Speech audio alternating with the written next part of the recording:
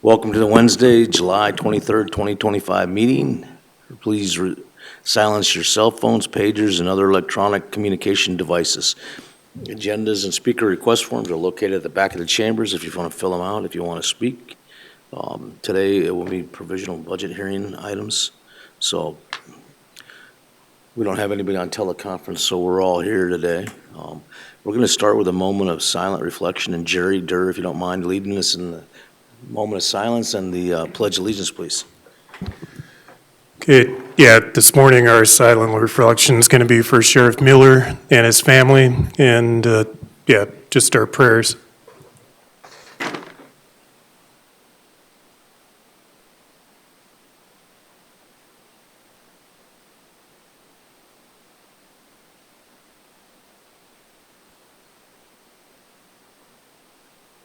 Pledge. I pledge allegiance to the flag of the United States of America and to the republic for which it stands, one nation, under God, indivisible, with liberty and justice for all. Thank you, Jerry.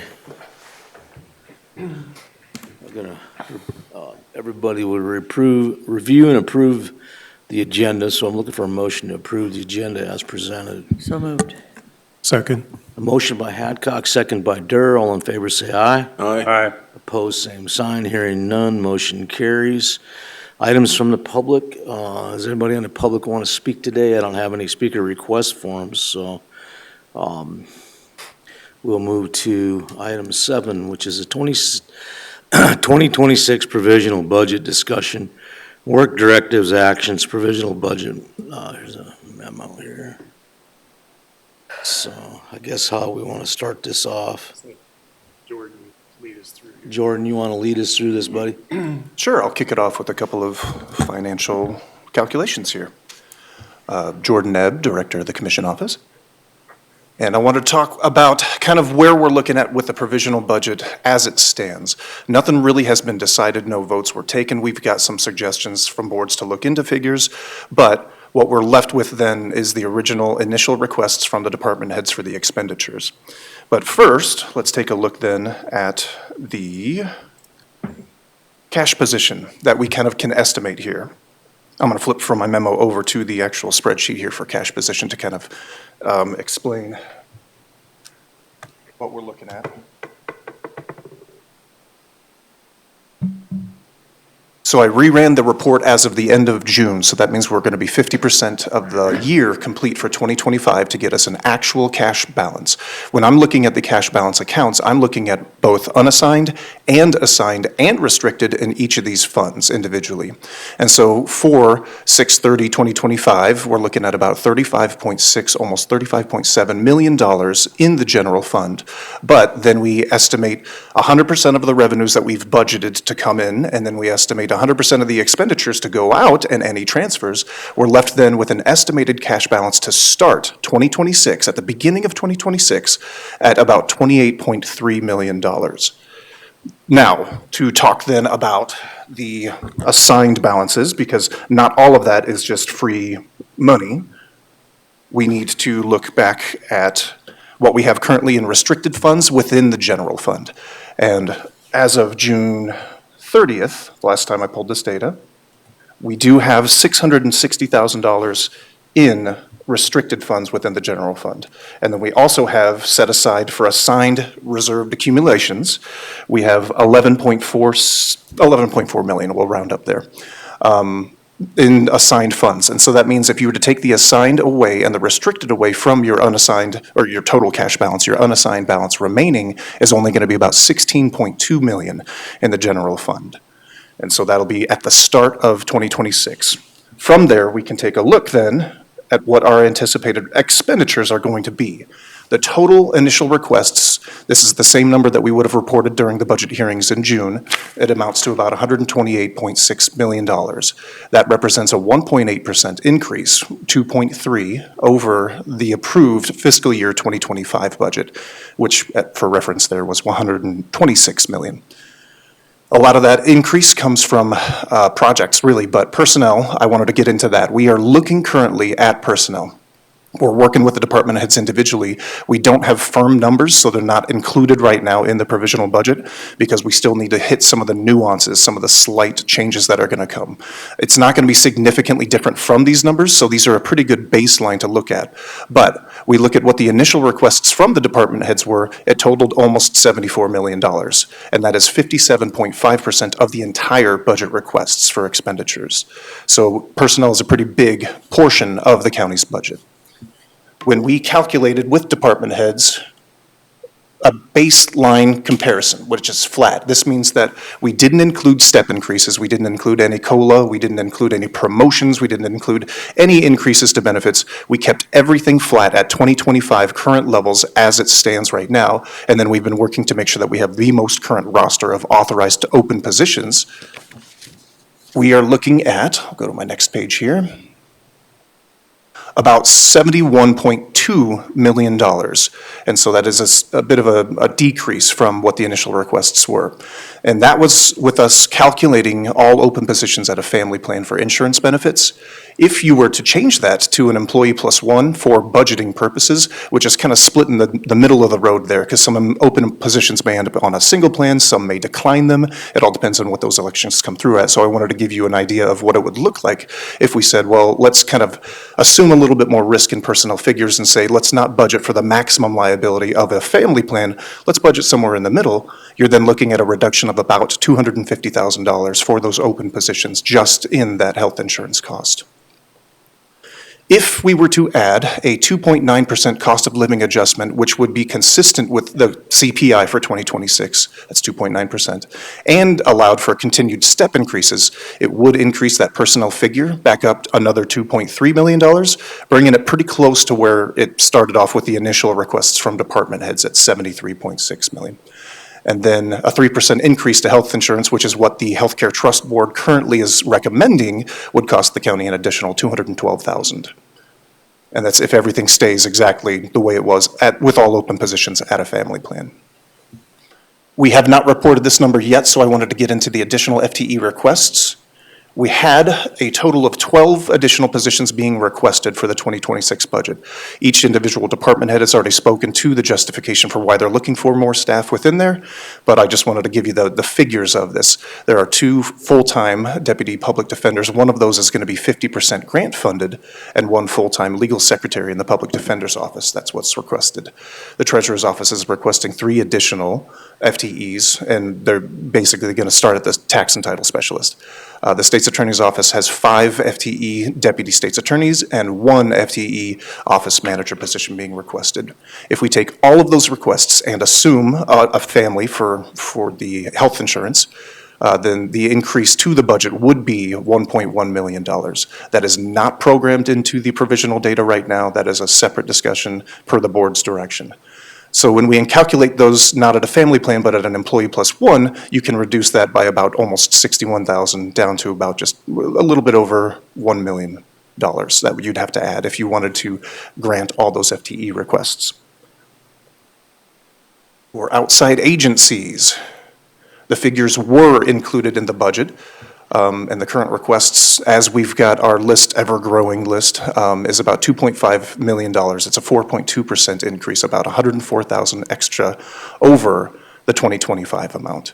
And you had heard from all those, and we've got that presentation down below if you ever needed to come back and look at this as to who's requesting what, where the increases are, what's mandated services, what's not.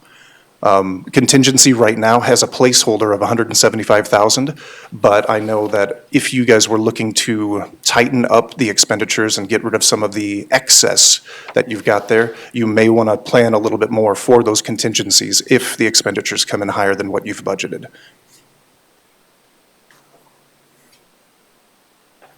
So after we talk about expenditures, we can move into revenues. In the initial request presentations during June's budget hearings, I did include the maximum tax allowed, which was growth and CPI for the county. Right now, budgeted is $60.9 million for property tax collection. That's in all of our funds. That's not just for the general fund. And it's the growth for the county averaged about 2.07% from our initial calculations here, and those numbers will change as we get the centrally assessed properties and everything like that. And then CPI was 2.9%. So if we add those in, it adds $3 million in additional revenue, which brings the total tax request to $64 million. That is what was put into the initial requests. I did not leave that in the provisional budget calculations here, but I can always add back in that $3 million. The property tax figures, they include $188,200 opt-out for the library levy. The actual levy amount for that is around $400,000.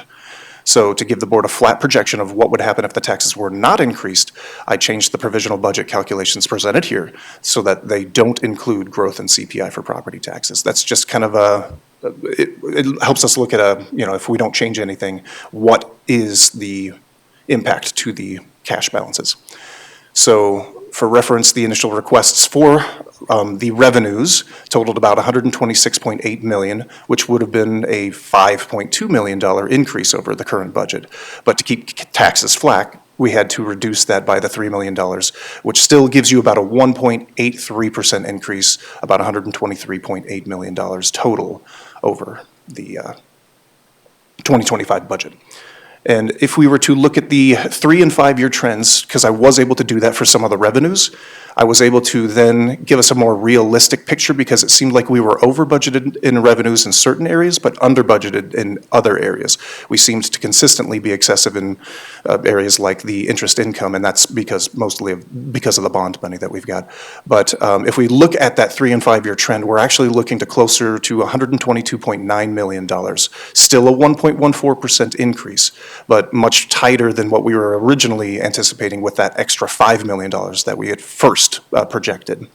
And so if the jail project or other capital projects don't draw down our capital project funds, then the interest income can stay where it's at. But if they do end up taking down a lot of that bond money, we will not be earning the interest that I kind of plugged into the budgets here. So that's just a point for consideration.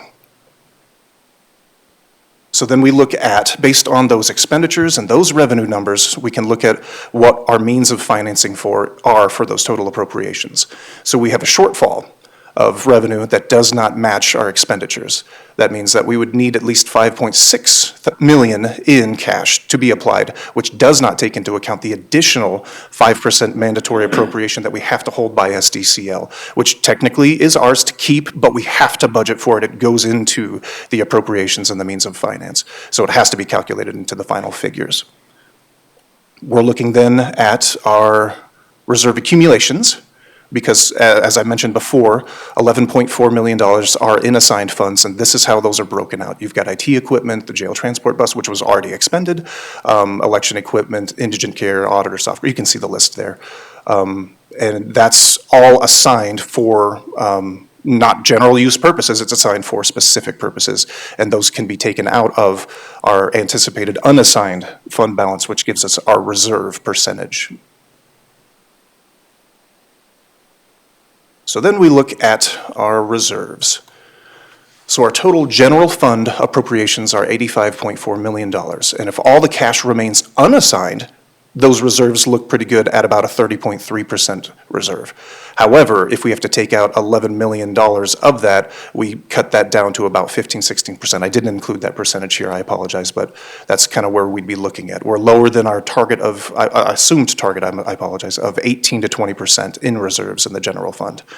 And then what I want the board to kind of look at as well is, do you have ideas on target cash reserve levels that you want in all funds, not just the general fund, but do we also want to look at setting reserve levels in our restricted funds like the 911 fund, the fire fund?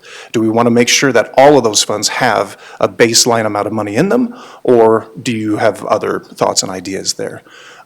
You also need to consider whether or not, because I've heard from the board that we're looking, or board members, sorry, not the whole board, that we're looking at possibly doing away with assigning the money in reserve accumulations and just budgeting for expenditures as they come up.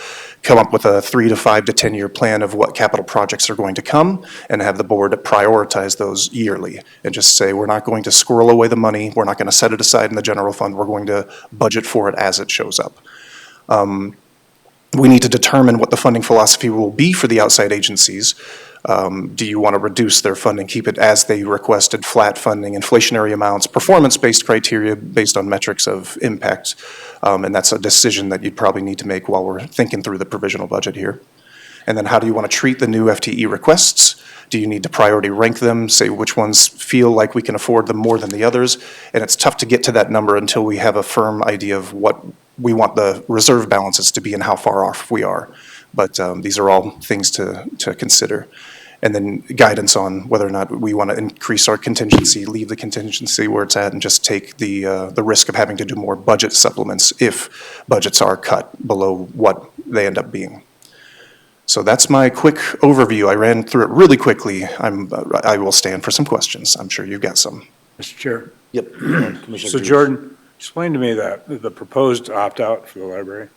Oh, I'm not exactly sure the history on that. Cindy may know a little bit better, but there has been an opt-out in the library for years. And so when they get growth in CPI, you don't apply it to the opt-out amount, you just apply it to what the actual levy is. And so that's why if you were trying to do the math and go, well, if growth was 2.07 and CPI was 2.9, why didn't it go up that 4.97%? It's because it's based on that smaller amount. So what we actually levy for is around $400,000, and then they have an opt-out and have had an opt-out for years of $188,000. And I'm assuming because they weren't unable to fund what they wanted, and so the county said, we'll do an opt-out for you. I don't have the history on that. Do you have anything, Cindy? I don't remember the exact year that they did the opt-out to support the library contracts. Okay. Thank you. Other questions?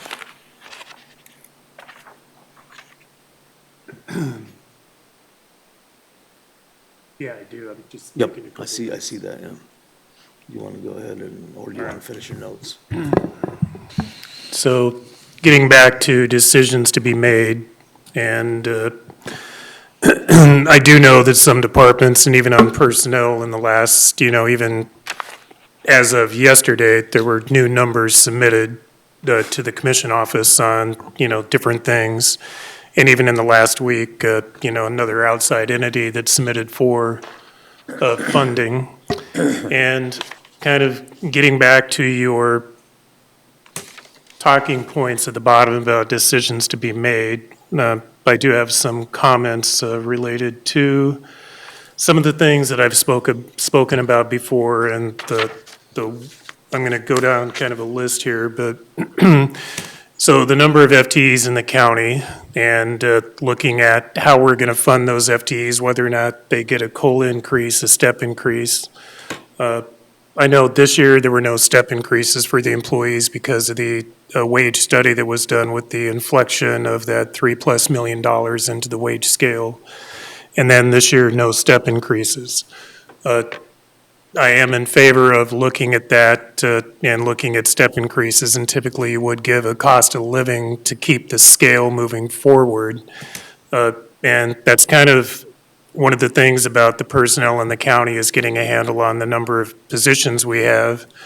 We're at 800+ employees, 270 or so job descriptions. And what I would like to get through on this process before applying any additional increases to the personnel line item is that we're still in the process countywide, working with, through HR and the appropriate departments to get a handle on the current FTEs that we have. And what I'm looking for as we go through the budget process and get down to a final budget is that we are looking at all of those 270 positions we have in the county and assigning a finite number of FTEs to those positions, be it part-time, full-time, whatever it is. And then getting down to where we're doing a budget control under personnel in the new Tyler Technology software module. There is the opportunity when you go in there to, set the employees in there by position, and then you can budget for that and then set, okay, I've got, 100 deputies, I have, 75 corrections officers, and you can set those numbers in there. And then if we can get a handle on the number of personnel we have based on their positions, and job descriptions and titles that have been approved by the board, then you can lay a number across that with some confidence to say that, okay, I know how many FTEs I have. I know on the wage scale that we have, how many fit into these different areas, and then have some confidence in applying a number to that as to what the cost would be to the county when you get down to the personnel. So the initial submissions of about 73 million on personnel, and then with the commission office and HR and department heads working back and forth, I mean, that number is, now it was about a $3 million reduction from your calculations, and now I think that's about a 2.5 or somewhere in that neighborhood. If flat, yes. If flat. And the other thing that I would like to see related to getting a handle on all the personnel we have, the job descriptions, making sure that we've set those positions and we've put a number to what we're going to fund, that we look at, which is an issue that I've talked about, but it is getting down to how we promote throughout the county. And how do we do these promotions? And, and it's a conversation I've had with the sheriff, and it's about positions that they have and how many corrections officers do you have, and then you have a corrections officer too, and you have this progressional step, which does make sense in some of these departments to move forward. And then when you're building in your personnel timeline and you budget for that, then you look at that and say, I know that we have, out of the 800 employees we have outside of budgeted step increases, we will have 100 promotions throughout the year, and then moving to that next grade and/or step, then we can anticipate this is what we need to budget for and this is what we need to fund. And the one thing in policy that I am looking at that I would like to be brought before the board before the final budget would be the ability for a individual department to move an employee, 12 steps up the scale without commission approval within the first year. And so if you don't have a consistent policy as to how that's applied, and some departments can move an employee or more within the first year, 12 steps up the scale. Some don't do that. The opportunity doesn't exist in some of the other departments. When I look at some of these kind of personnel nuances about the ability of departments to promote and move people around, I think we need to tighten up our HR policies a little bit so that the board can actually have input on that. And that we can say, okay, we're going to give you, instead of 12 steps, we're going to give you 3 steps that you can move forward within 3 steps. That would be reasonable based on whatever. And I do know that they can hire above scale based on skill and those types of things. But when I look at some of these things and I do read the HR policies, and, Gary, you brought it up about a month ago as a concern. And I agree that we need to look at some of those, because when you go to budget for that, how do you budget for that? And so I think just based on policy and having the board have a little more budgeting control over the positions that we're funding and how many of those positions are kind of critical to me before I jump into the personnel and say, I'm going to say, let's go for a step increase, let's go for a COLA. I want to make sure that when we're applying that we know what that base number is. And right now, we don't have a great handle on what that base number is because it's been so fluid. The other one, getting back to, and Jordan, if you could find in the presentation here somewhere, is the overall budget of 5-year history. And it's a graph, and it's an overall budget history of 5 years with expenditures. Not the right one. And it's the county roll-up.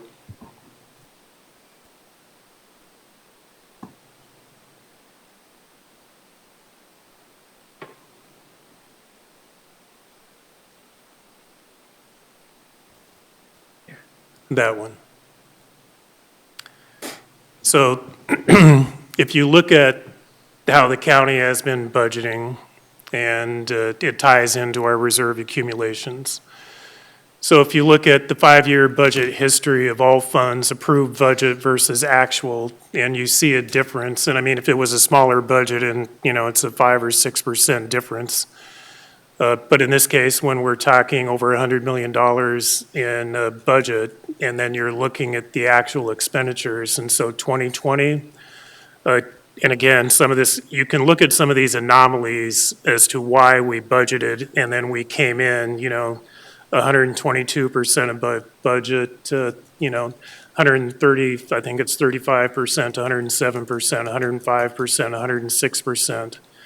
And so go back during the COVID period and look at some of the influx the county had in ARPA funds, and I'm assuming that ties back to some of that additional funding that we got to go ahead and say, okay, we've got this money and we can do these one-time projects and you can supplement what your original budget was.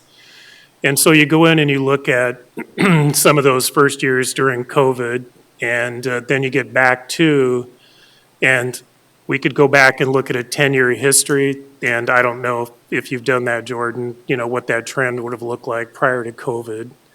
But I don't think anybody asked for it, so we were only looking at 5-year trends.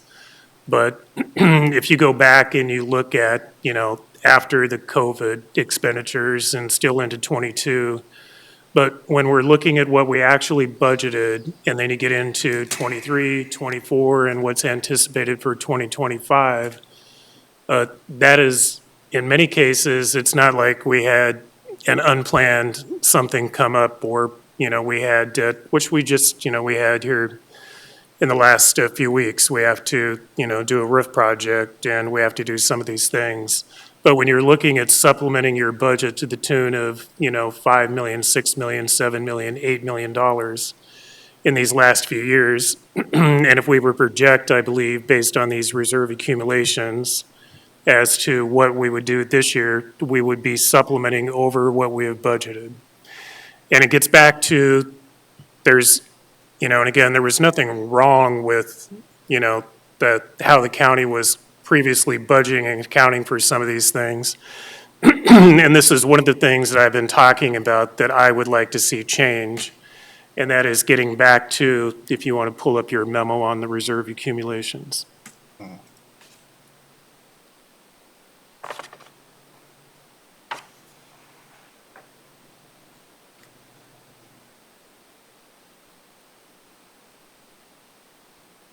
So these would be, and correct me if I'm wrong, I'm just going to make a statement that all of these have not been in the actual budgets for expenditures in '25.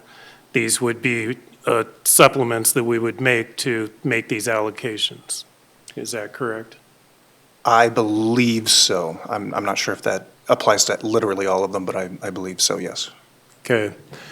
So as we go through some of these and we look at, HR wage study,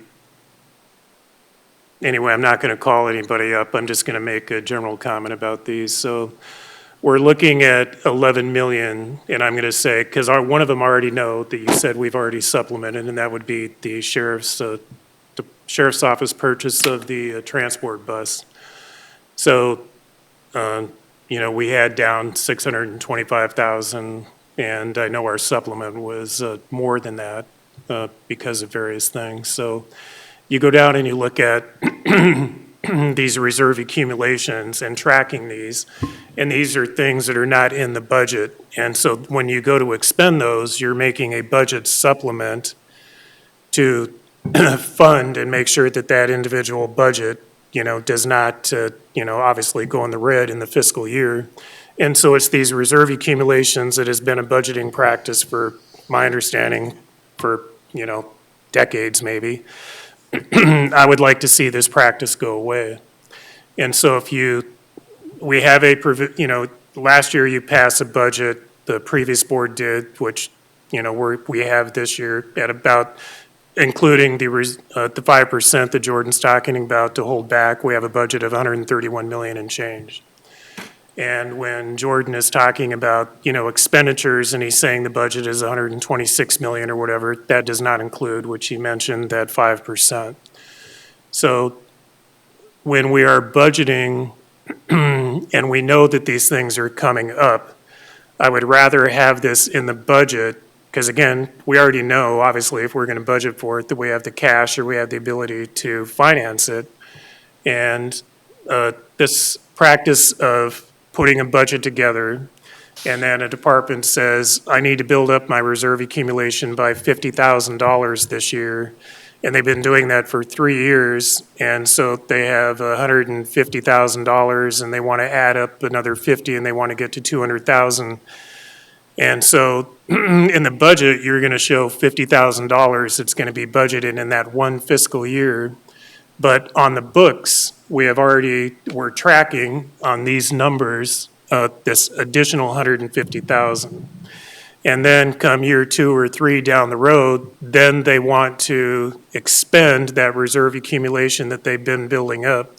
And so in the current process, when these reserve accumulations are in a budget, and I'm just going to say $50,000 and a department, then you budget for that, and then there's, off the books, basically, in, the auditor's office, she's tracking all of these reserve accumulations, and she's reported it. And so then, come January, when we start our new fiscal year, that $50,000 could be spent in that year because it's a budget authorization to spend $50,000. And what the auditor does, if that reserve accumulation is not going to be expended in that fiscal year, and that you go in and you shut that line item off so they can't access that to spend it.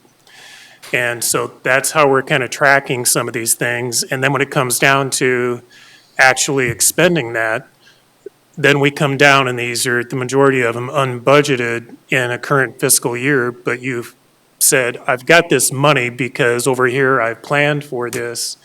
And then you have to come in, and then you do a budget supplement so that you can expend those funds that have been accumulated back here, but they're not in the budget, so you have to do a budget supplement.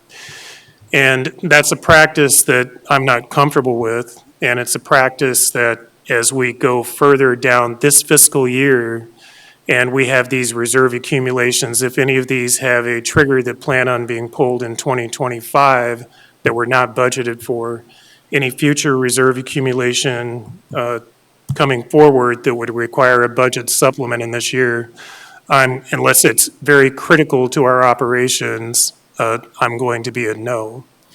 And the reason I'm going to be a no on these reserve accumulations is because it's not transparent to the public.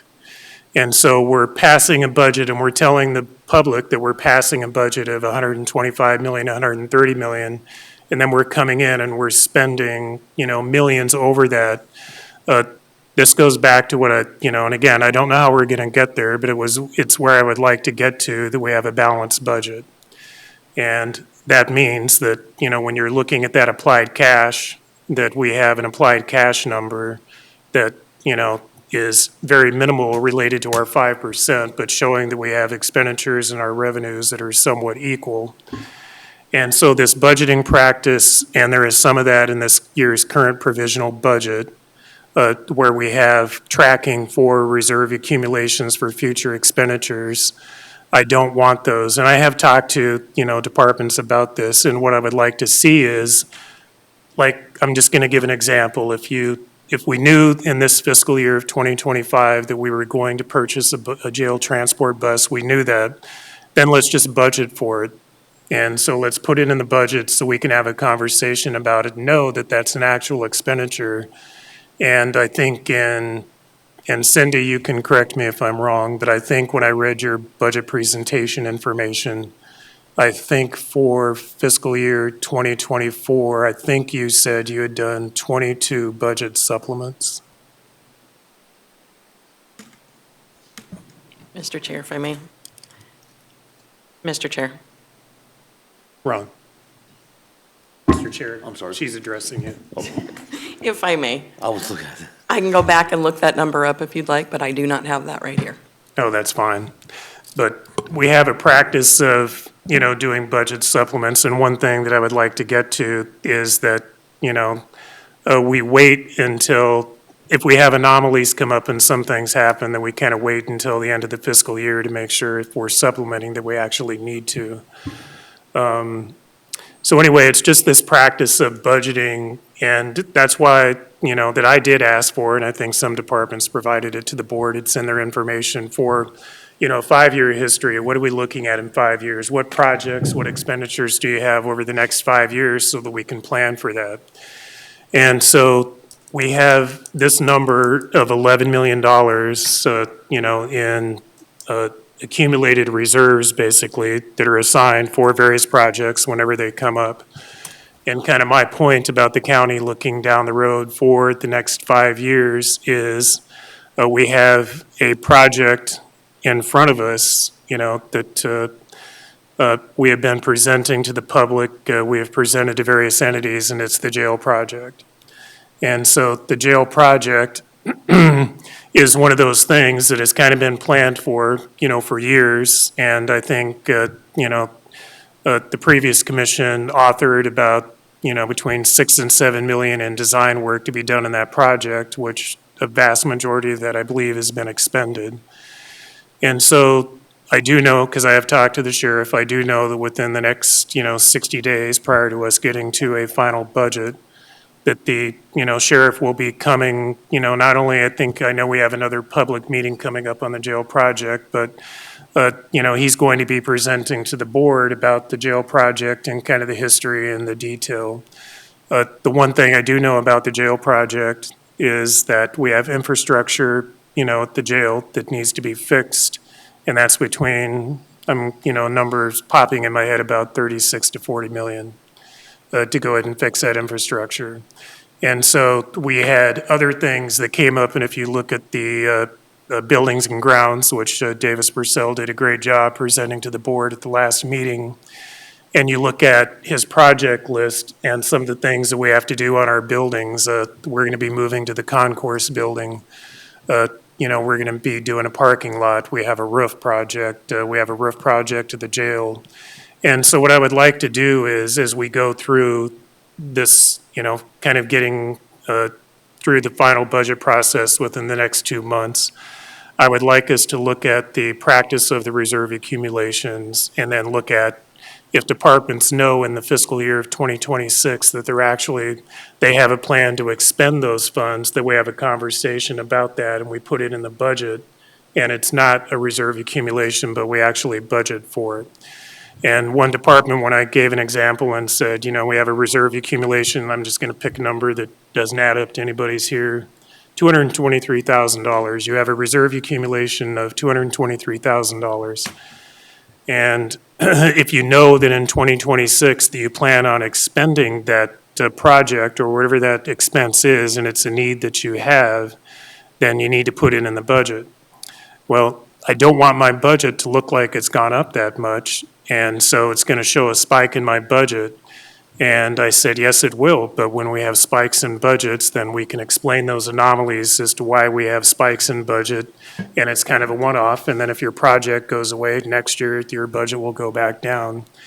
And so it's just kind of a philosophical way. The county has been doing this, for a very long time.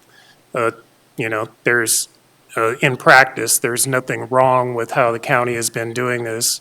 It's just something that I would like to see change myself, because I would rather have a budget that is actually a little bit, I believe, more transparent to the public about the actual expenditures we're doing. The public does not track a 5-year history of a slide about, why you expended more funds than, you were actually levying for. And so those are just some of the discussions. And when we get into some of these numbers, like today, I'm just going to say that I am not into making a bunch of decisions today on the provisional budget, because I don't think we have enough information based on numbers coming in to make some consequential changes in here. I'm going to, kind of segue back to what I've said before, is that when we're looking at, some of these increases to give employees and/or what would our budget look like if we're actually budgeting for some of the expenditures that maybe some departments for 3 years have built up a reserve to go ahead and pull the trigger on in fiscal year 26. What would that look like if we did that instead of building up a reserve accumulation off the books, basically? And so have a transparent look at what some of those are, getting back to maybe 3 years ago, we planned to expend some of these reserve accumulations. 5 years ago, 3 years ago, 2 years ago. We have some major things in front of us, and one of them, that I know that is out there, is the jail project, and what do we do with that? And it goes back to some of those things that we have, because I think if we had and Cindy, I'm going to ask you another question. So, and let's just say I think I know what the number is, but I'm not sure. So what is our current debt on the current bond that we have? So what is our annual payment? Ms. Cindy? I'd have to pull up the budget report to look at that. It's Is right it- around 6 million, I believe. Okay. And so I think it's in that neighborhood. And so then if we were to go out and bond additionally and we did another, 80 to 100 million, that's another, in that neighborhood, let's just throw a number of 6 million. And that's, when you look at something like that, and we already have debt service on that other deal, and I want to get back to, trying to guide us toward a balanced budget. It's difficult when you have 11 million sitting that, we say has been allocated for reserve accumulations. And it goes back to which is a difficult conversation, and that is all of the outside entities that the county is funding. And I know just in the last couple of days, the commission office got another request from a nonprofit wanting, some county funding. And all of them have good reasons as to why, they would like to see their operations go to a certain level. And when you look into the presentations from the non-mandated entities that came in and presented, and they all did a great job. There's a lot of good things going on in our community. And then you listen to some of them talk about the money we give them, even if it's 10,000 or 15,000 or whatever those dollars are. They talk about, well, we use this funds for, our employees or our staff or our operations. And I'm looking at making sure that the county is taken care of, that the county operations and departments and everybody are able to do the job that we need to do for the public. And so when we get down to the outside entities that we're funding, and again, it's something to think about, but I'm just going to state that I'm down to looking at zero funding from me on those outside entities with anomalies. And the anomalies would be the library levy that we have, because we're mandated to fund that, it's a levy.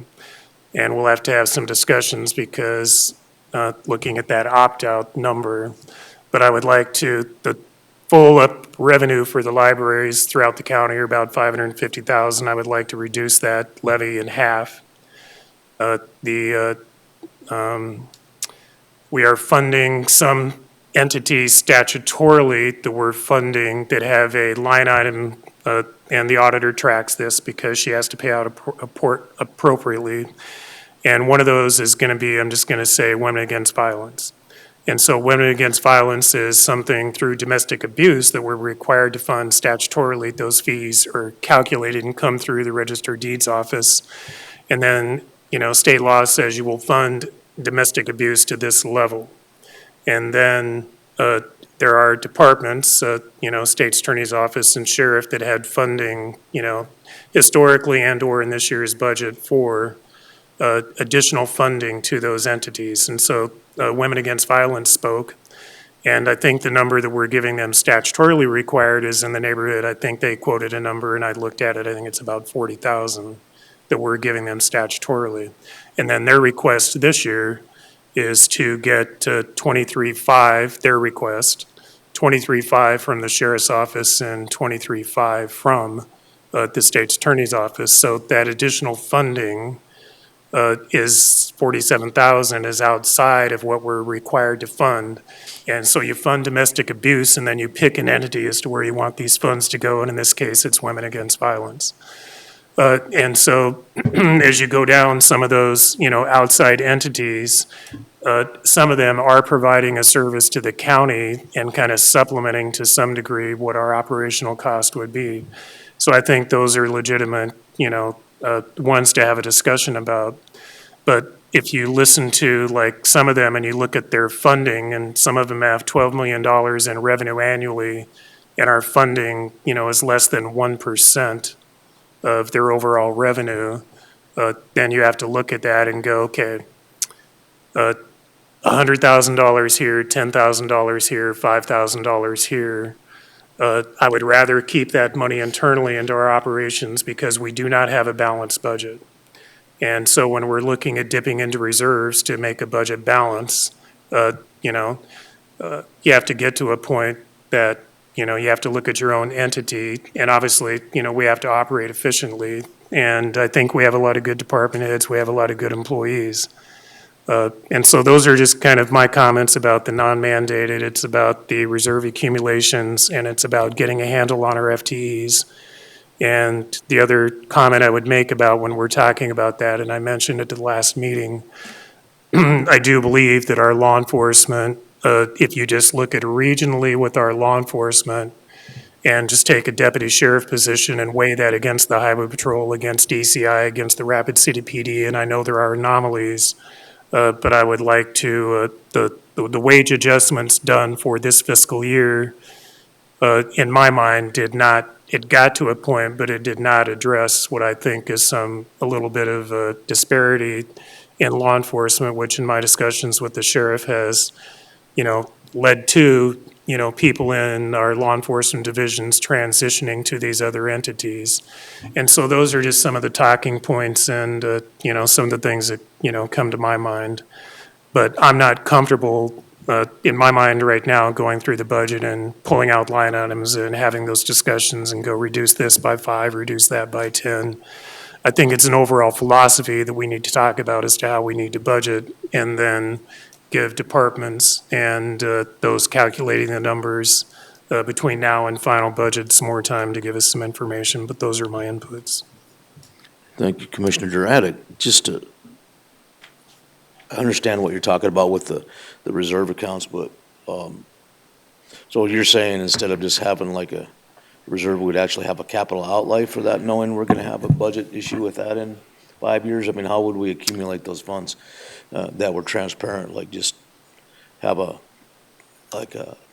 asset account that we're funding each year to build up that outlay? Because if we just wait till that year, we're gonna get sunk. No, you can, right. I'll let Jordan speak to it. Go ahead, Jordan. Yeah, that's certainly one way that you could do it, is you could set up a separate fund specifically dedicated towards capital outlay projects.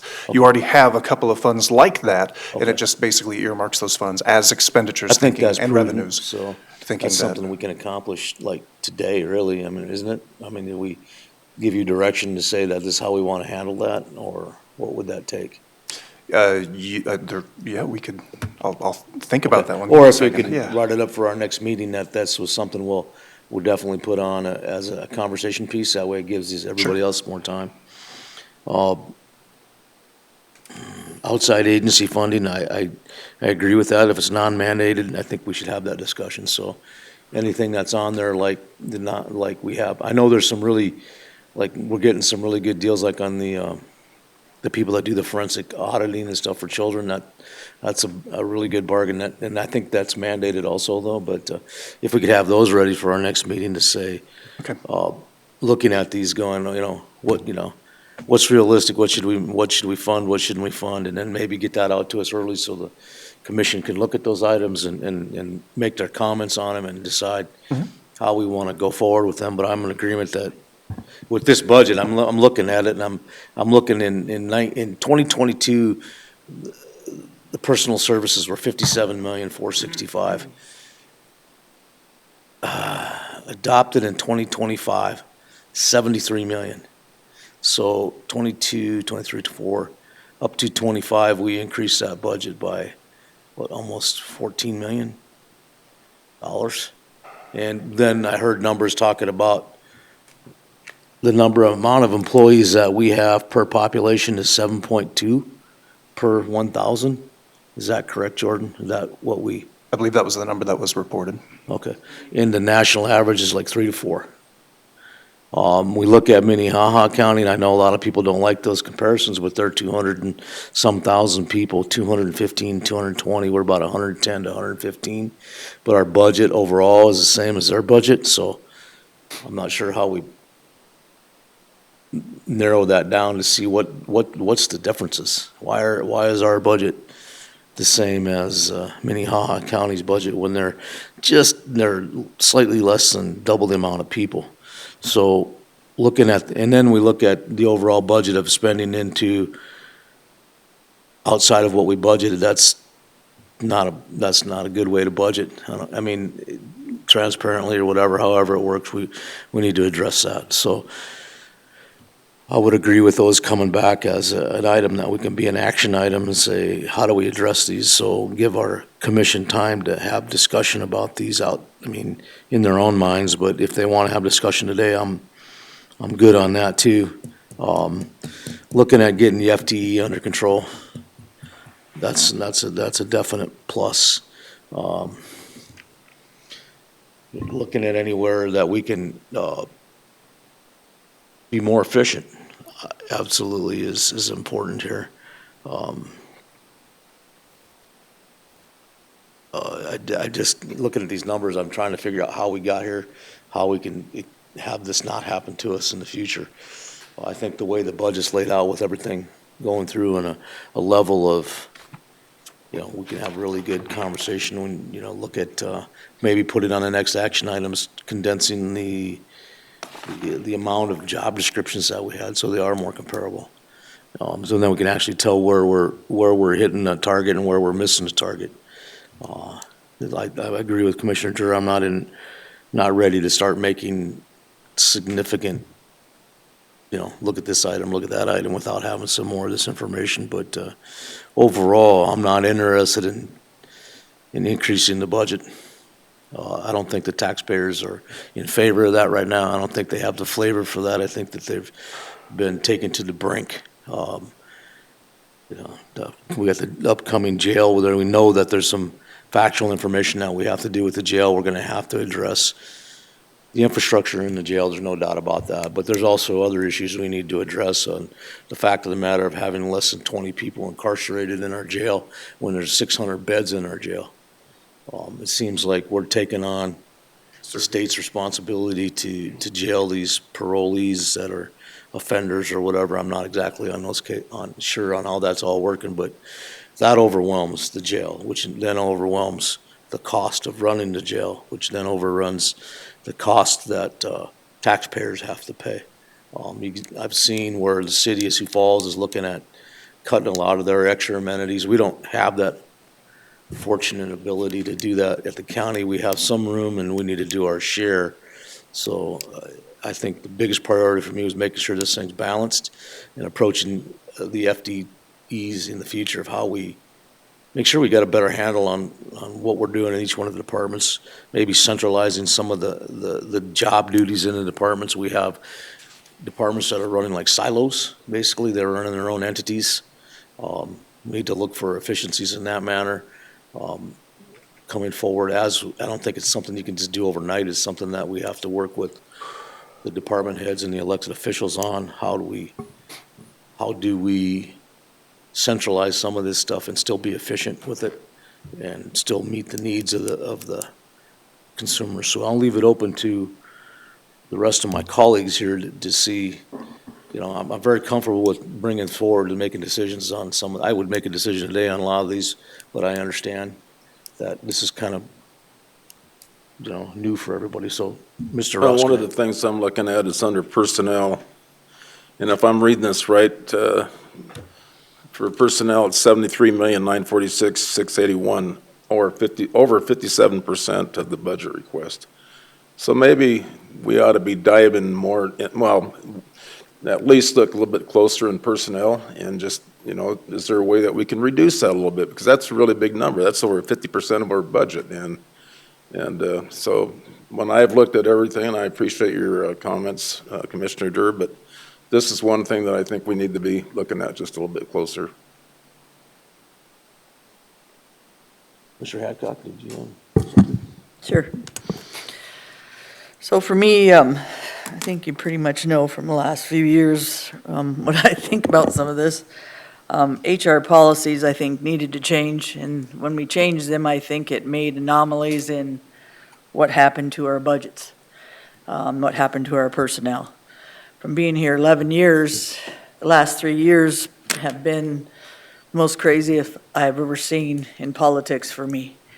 We started buying buildings, creating expenditures that way. We started doing wage studies, and that made anomalies in personnel. Jerry's exactly right, and this is a breath of fresh air, listening to what's going on for the future, working with HR, Jerry and Jordan and Kenner, to kind of tighten up what's going to make the budget for the next many years be able to function in a way for the employees as well as our budgets. And I appreciate them doing all the hard work, and it's been a lot of work. Ask Carol, and Jerry's been helping, and Kenner and Jordan have been working their butts off on this. So just to get your help from department heads is huge, because it's a team effort. In order to make the difference, it's going to take all of you to help these guys tighten this budget and still be able to do an efficient and effective department for the future. So I agree. The expenditures have been way past where they should have been. Revenues, we tried to say for the last few years, if you don't have enough revenues, how are you spending? And we couldn't figure out, a couple of us couldn't understand how the spending was going, and now we figured out it wasn't going. By the last 3 years or so, that 20 to 22 was pretty much anomalies from COVID, but after that, it was just spend for me. Law enforcement, I agree. I have agreed from the beginning. You have people, I didn't believe that $26 or $27 to start a correction officer was going to keep enough people in that department, and asked Mark, he's shaking his head. That's a heck of a job.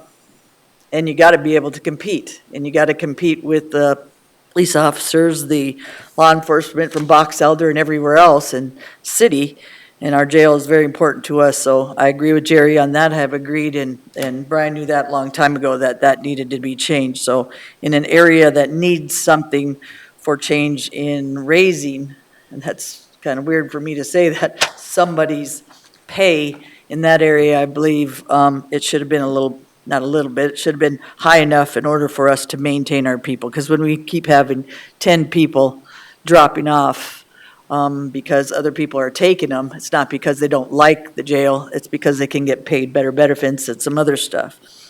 That takes me to benefits. I've been saying, I went to a meeting once on benefits, and for me, the Wellmark lady was spot on, but we really weren't listening to her.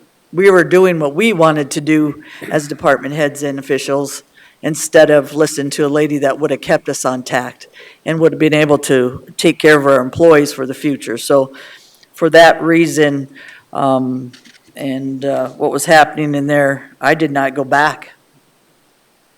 You can't have people that have their hand in the cookie jar making the decisions, and then 2 to 3 louder people are the ones that are making the final. When I was in these meetings, some of these meetings with budgets, with expenditures for buildings, expenditures for employees, and just healthcare trust board.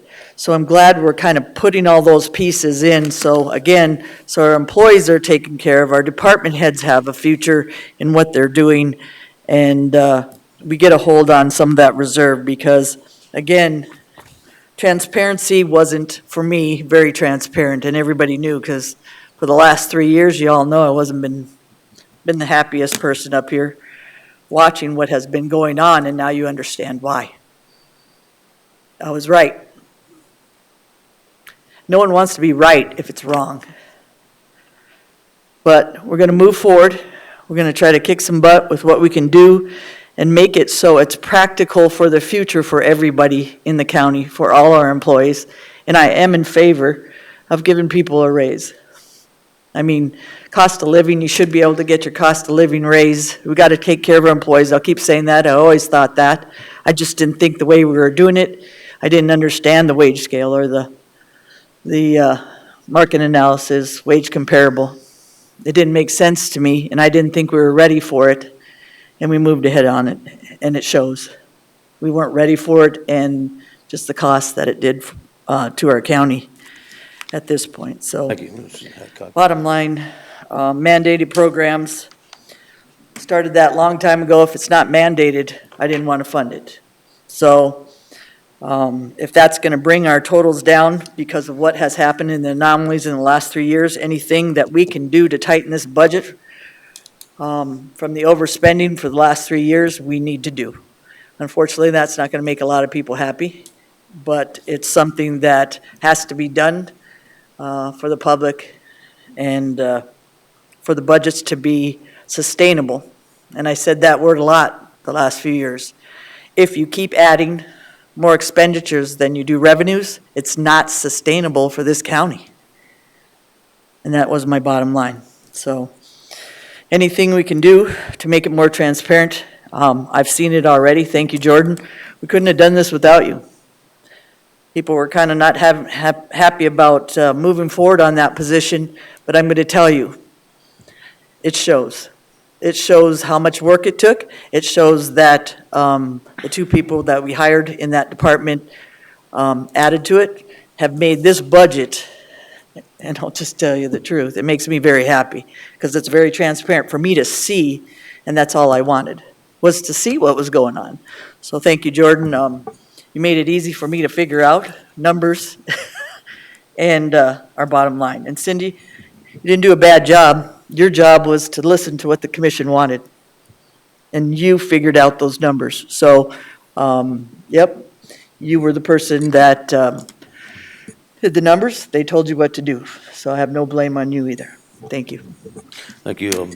Commissioner Drews, I'm Sure. heard a little bit from you earlier, but I think we could, Yeah, Commissioner Durr, I don't have a big heartburn on doing some of the things you suggest. I take exception to the one thing that you said, that we hadn't been transparent. And I believe even with the assigned funds, it's all been transparent. I think we've made that very focused on what we were doing on each of those projects. And I'll just take the transport bus as an example.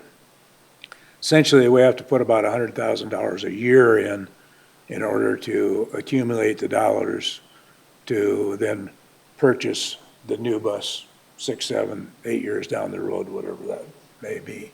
But I think we've been very transparent in what we're doing there, is instead of waiting until the year of the actual purchase, we've been putting money away each time to take care of that. And same way with most of these other projects. I'm not sure I understand exactly what you're proposing.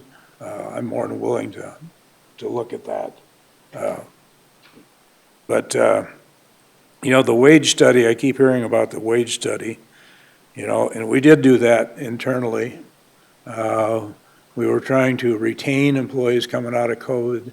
We were trying to increase the salary for some of those that demonstrated that their salary was way below the competitive market. And I think all of that was very transparent too. I think that what the compensation committee was doing during that study, and I think that Highway Superintendent Joe Miller, Sheriff Brian Mueller, they became the spokespeople of bringing the information to us, along with HR, bringing the information to us, explaining what was happening with their study and where they were basing their numbers on. So I think that was all very transparent during that entire period of time.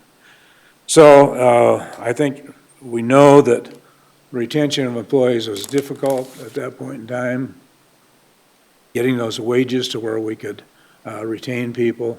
I know we made a number of adjustments in the course of a matter of a year or two there that impacted overall the county budget. But I think we've come out of that at this point in time in pretty decent shape as far as the numbers are concerned and the salaries are concerned. I have a little bit of a problem of trying to compare us with others because I think there's a lot of things that are not comparable. For example, I don't think Minnehaha County has a 911 program within theirs. It's a separate program that's, I presume, is funded with a separate levy.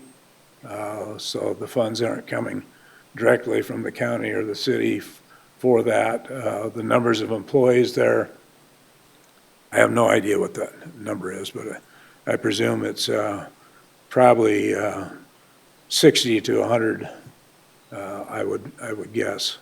But those don't show up as employees for the county down there either. So I think there's some things that if you're gonna compare, we're gonna have to get more information in order to make that comparison.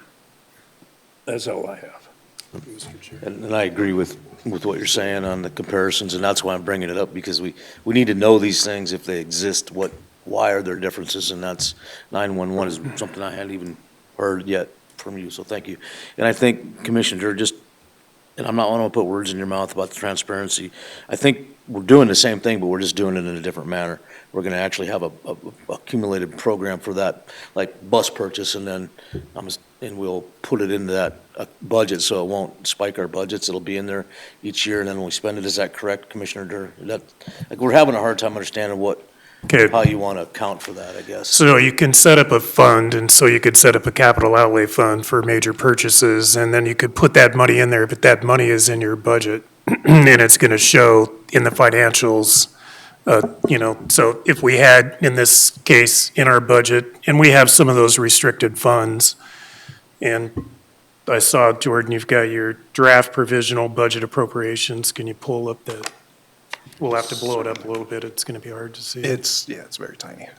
Does that make sense, Commissioner Durr? Commissioner Drew, does that make sense to you? Well, we're trying to do the same thing. It's just a matter of restricting that capital outlay. Right. You can set up a fund where you can allocate, you're going to say that I'm going to build up this reserve fund, but it's going to be you create a fund for that and you set that up. And then when you set up that fund, or you go to fund that and you want to put money into it, then you can say at that point in time what I'm allocating these dollars for.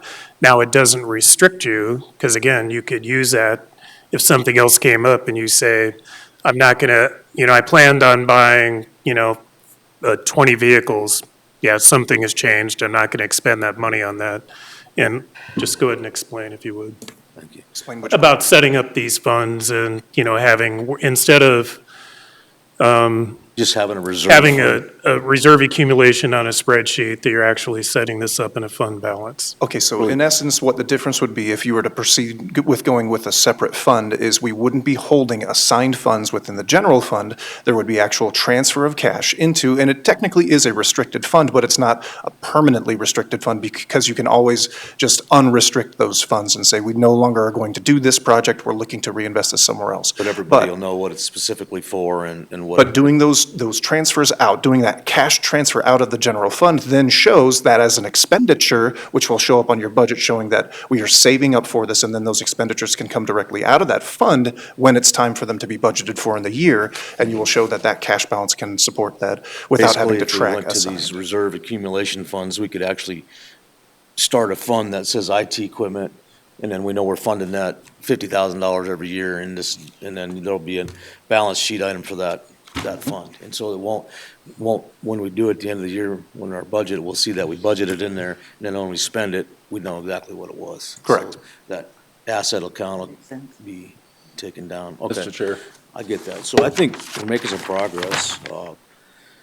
I think that, there's some other things that have been brought up, and I'd like the healthcare, obviously that's a big deal. When I was at the city, one of the things that happened there without oversight from the commission or the city council was they ran that healthcare account down to nothing, and crashed it, and it ended up having to take big hits by the employees, because when you have employees in there that are making decisions, or department heads or whoever they may be, making decisions, sometimes they can have a personal bias, and then all of a sudden you got a healthcare account that doesn't work for all of the people in the, on the healthcare program. And one of the things that's vital here, that I don't want anybody to leave here with a message like, oh, we're gonna cut people's wages or any of that stuff. What we're trying to do is make it sustainable, so we can, when we have good employees and we have employees that come here and we want to make them job offers and we want to give them a good environment to work in, have a good pay and good benefits to go with it. And so that is our target, to make this budget sustainable. So we're going to be looking at the department heads and the elected officials to come to us and say, how do we manage this budget? You guys are the better ones at managing it, so we need to know how we manage this effectively within the parameters of the dollars that are being sent here. And I have, personally myself, no interest in raising the budget whatsoever, not even a dime. I mean, I would love to see it go backwards a little bit to help get a little bit more efficient. But so I think with some of the takeaways, I mean, the decisions to be made today, obviously, we added on employee costs going into the future. I think Commissioner Ross Connect and I both agreed that we need to look at how we handle that and still take care of the people that are here, and how we manage their wages to stay competitive, how we manage their, when we talk about healthcare, how we manage those costs, how we manage their, any other costs that's involved with them. And we're transitioning back to the 5-day work week, which I think in the end will be a positive thing. And then target cash reserves. I think the commission here should be thinking about this for next time. We should come up with a number that we want, that we can put into this provisional budget for the cash reserves. I think that it's been a good number in the past. Is that correct, Jordan? I mean, Yeah. not saying that it can't happen, but if we're gonna tighten the budget, maybe there should be a little more flexibility in there, just in case something does come up. So where are we at now with the cash reserve level? 1 second. Just so all the commission and the, everybody in the audience is familiar with where we're at. These are very preliminary numbers right here, but, and actually I've got a little bit of an update too because of the reserve accumulation discussion.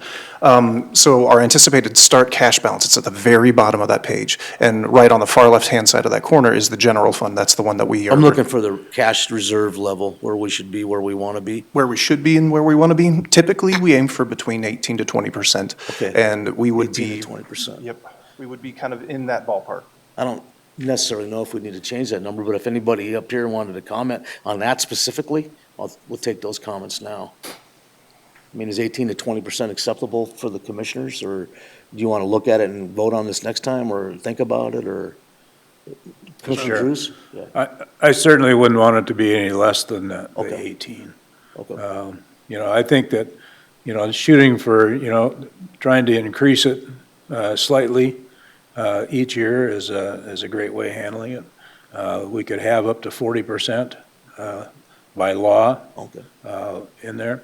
I don't know if there's a real need to have anything higher than about 25%, but it'd be nice to be shooting for that goal down the road of having a That's a little bit higher. great thought, because I know with some of the federal budget cuts, we don't know, like when we had the emergency management meetings, and they're talking about their funding cuts, and Dustin is very, very on top of it and in tune with what's happening there, and he's very frugal with all his money, but if there's something happens, it wouldn't be beyond the fact that we would have to do something, because they're running that on a very thin margin.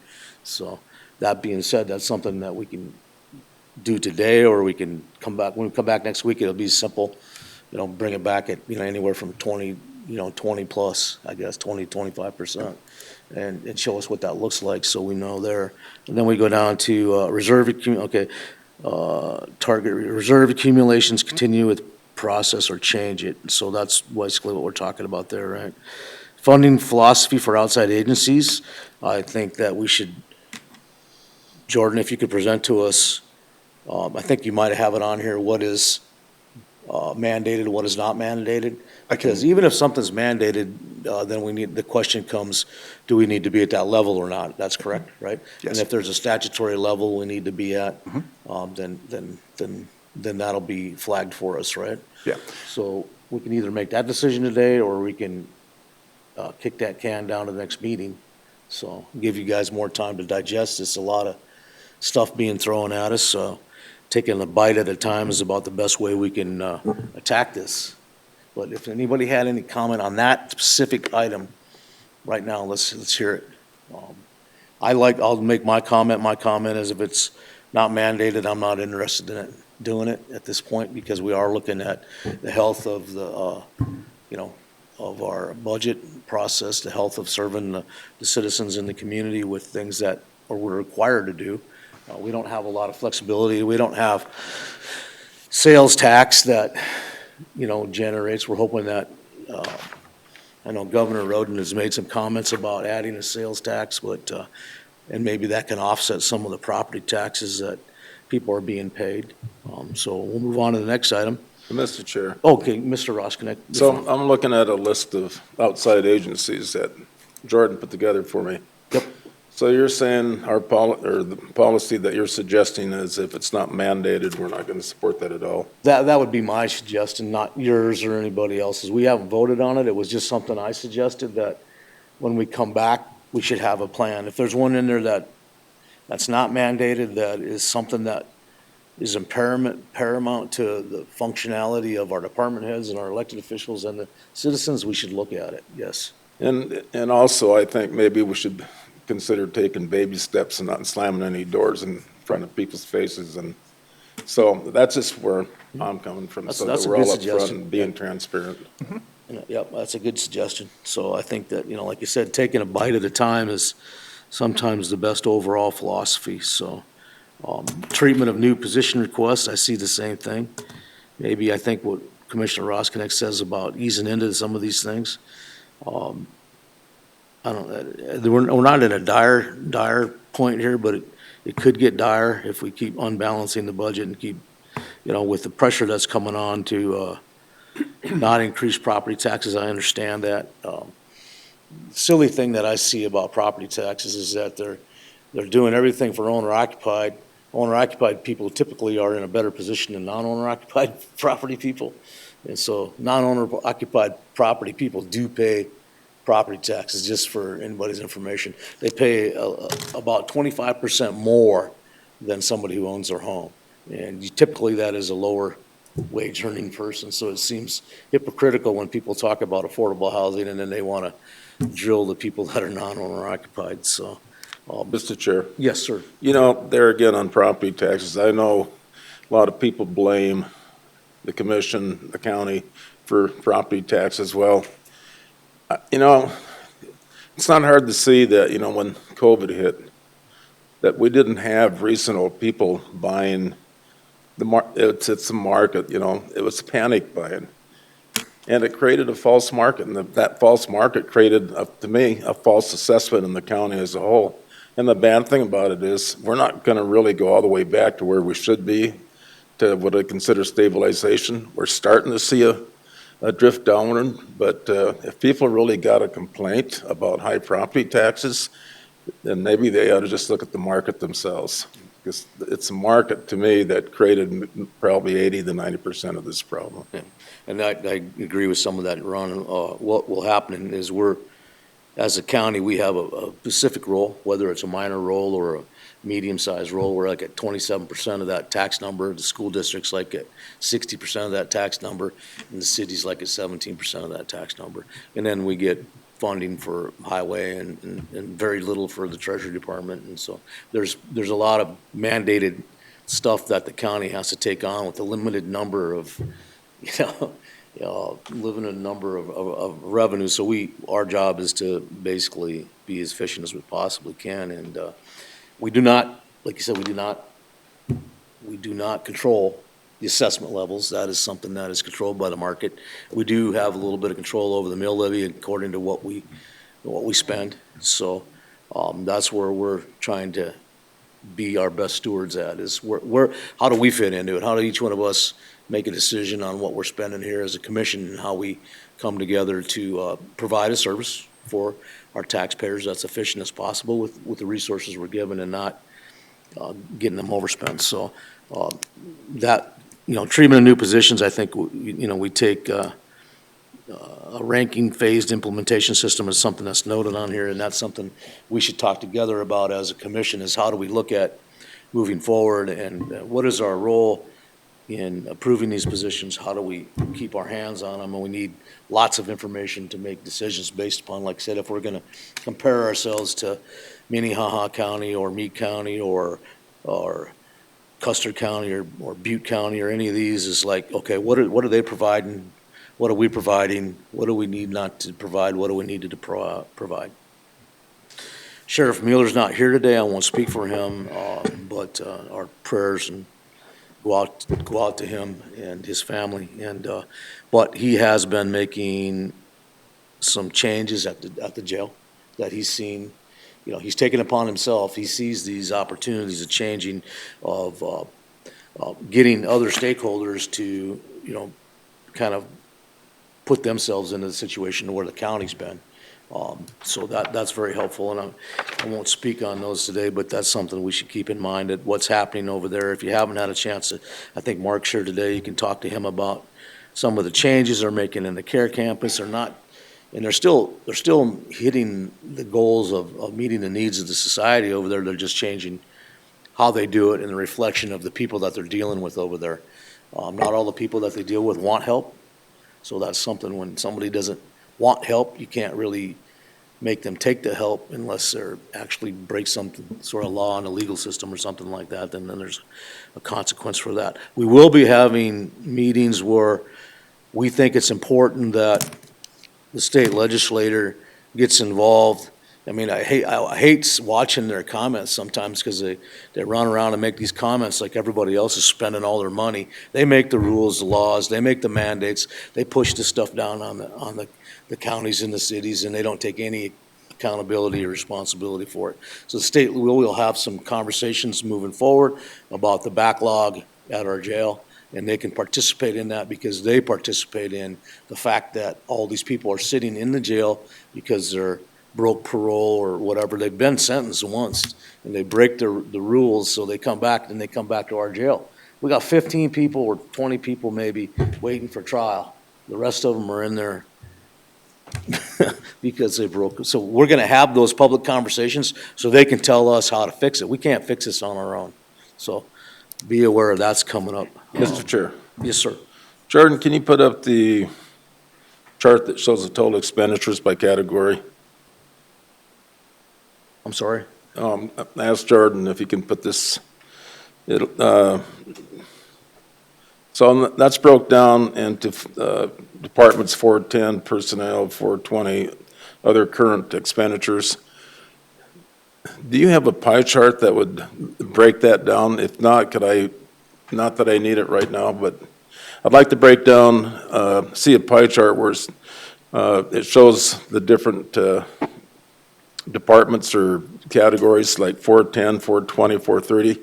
And then furthermore, take each one of those and then break that down. So 410 would be salaries and wages, retirement, so that when we really get deep in the woods, we can kind of see, using a pie chart, where some problem areas might be relative to expenditures.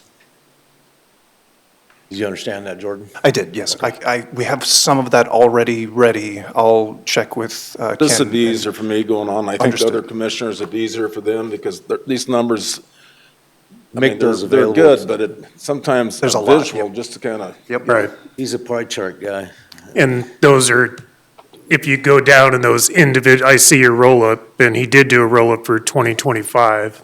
And so the 2025 budget, we talked about it, but you've done your category as to where the county money is going and where revenues are coming from. And then if you go down to the individual budgets by department, there is a pie chart breaking out their operational cost between personnel and et cetera, so. So if I'm right, our total expenditures are just roughly, it's about 129 million, just ballpark. Roughly, you're right. And then our revenue would be, what, 2 million less than that? 2.5 million less than that, our projected revenues. And I'm assuming that number would include if we were going max tax? From those category sheets, yes, that would have been going max tax. And so you're about 5 million off if you Okay. don't take growth in CPI. That's with taking the max tax. Yes, it would be 2 million approximately if you take max tax for the Okay. property tax, yes. Thank you. 2 million off if we take the max tax, so that tells you right there that, and I'm not interested in taking any of that tax, but that's just me, but, if you could make that pie chart available to all the department heads and, officials also, so they can bring their ideas forward on how we might approach this moving forward. Absolutely. So Chairman, Yes, Commissioner Hadcock. on the wages, another comment on the wages. So when we increased those wages, I appreciated that to a certain extent. There was 27% of the people got the highest percentage rate on that. But what happened also is you increased their health care benefits. How did that make sense to anybody? It didn't make sense to me. Why would you increase wages and then increase benefits? And then anybody below that, in that 73%, how are they affected? I'm sorry, Commissioner Hadcock, I don't quite understand what you're saying. So percentage-wise, you mean? When they did the wage scale, 27% of them got over $5 an hour. Okay. The other 73% got less. Okay, And then what happened was they increased the healthcare benefits for employees as well when they were doing that. So it didn't make sense to me. what do you mean, no? Explain that to me. They went up 4% and then another 4% because there wasn't enough in So the everybody fund. got a 4% increase no matter how much money they made? Is that what Yes, you're saying? didn't Okay, matter who it was, okay, I got you. or So more. proportionally, it would have depending. been higher for the Right. new correctional officer at $26 an hour versus Well- somebody, okay. And so it didn't make sense to me. So to say we came out pretty decent shape on a wage scale when you didn't consider all the areas and also the percentage of who got the raises and how those raises were done, you raised $16 million from 22 to 25. 20 to 21 was 21 million. And it was supposed to be 3.6 million. That wasn't transparent. It was 5.1 with benefits. So there was nothing transparent, and when Jerry's saying it, when those numbers come in and those aren't transparent, and that raises that budget and those expenditures, and we did not take care of the employees like we thought we were gonna do, because we raised their wages, you forgot the other side. So Because Commissioner I was Hadcock, listening to a bunch of them tell me that, why would you raise the wage, and whatever you gave me for the raise wage for a bunch of your employees went towards health care benefits that we're paying already. That didn't make any sense. That's why I said on the healthcare trust board, I didn't get it. If you're making enough money, it was fine, but if you weren't, and you're on that lower scale and you needed to take care of your family or family with kids, I heard a lot of grumbling about that. So, Jerry, you're right. Transparency on the numbers, and people came out decent. I don't think that was right to say. so what it's you're not saying, true. Commissioner Hadcock, is that we should look at some of these lower end Well, wages and see where they're we- at on the scale for I healthcare think costs? Jerry wants to look at the health care benefits, which I appreciate, Okay, and that if they wanted to supplement anything, that's why I said you're not ready to move forward on a wage scale, because you have to be able to, if you had extra money or we had money that we could look at in there, we should have been maybe supplementing some of the health care trust board okay. for those people. Commissioner So Hadcock, okay, in let's just do this. Let's look at moving forward.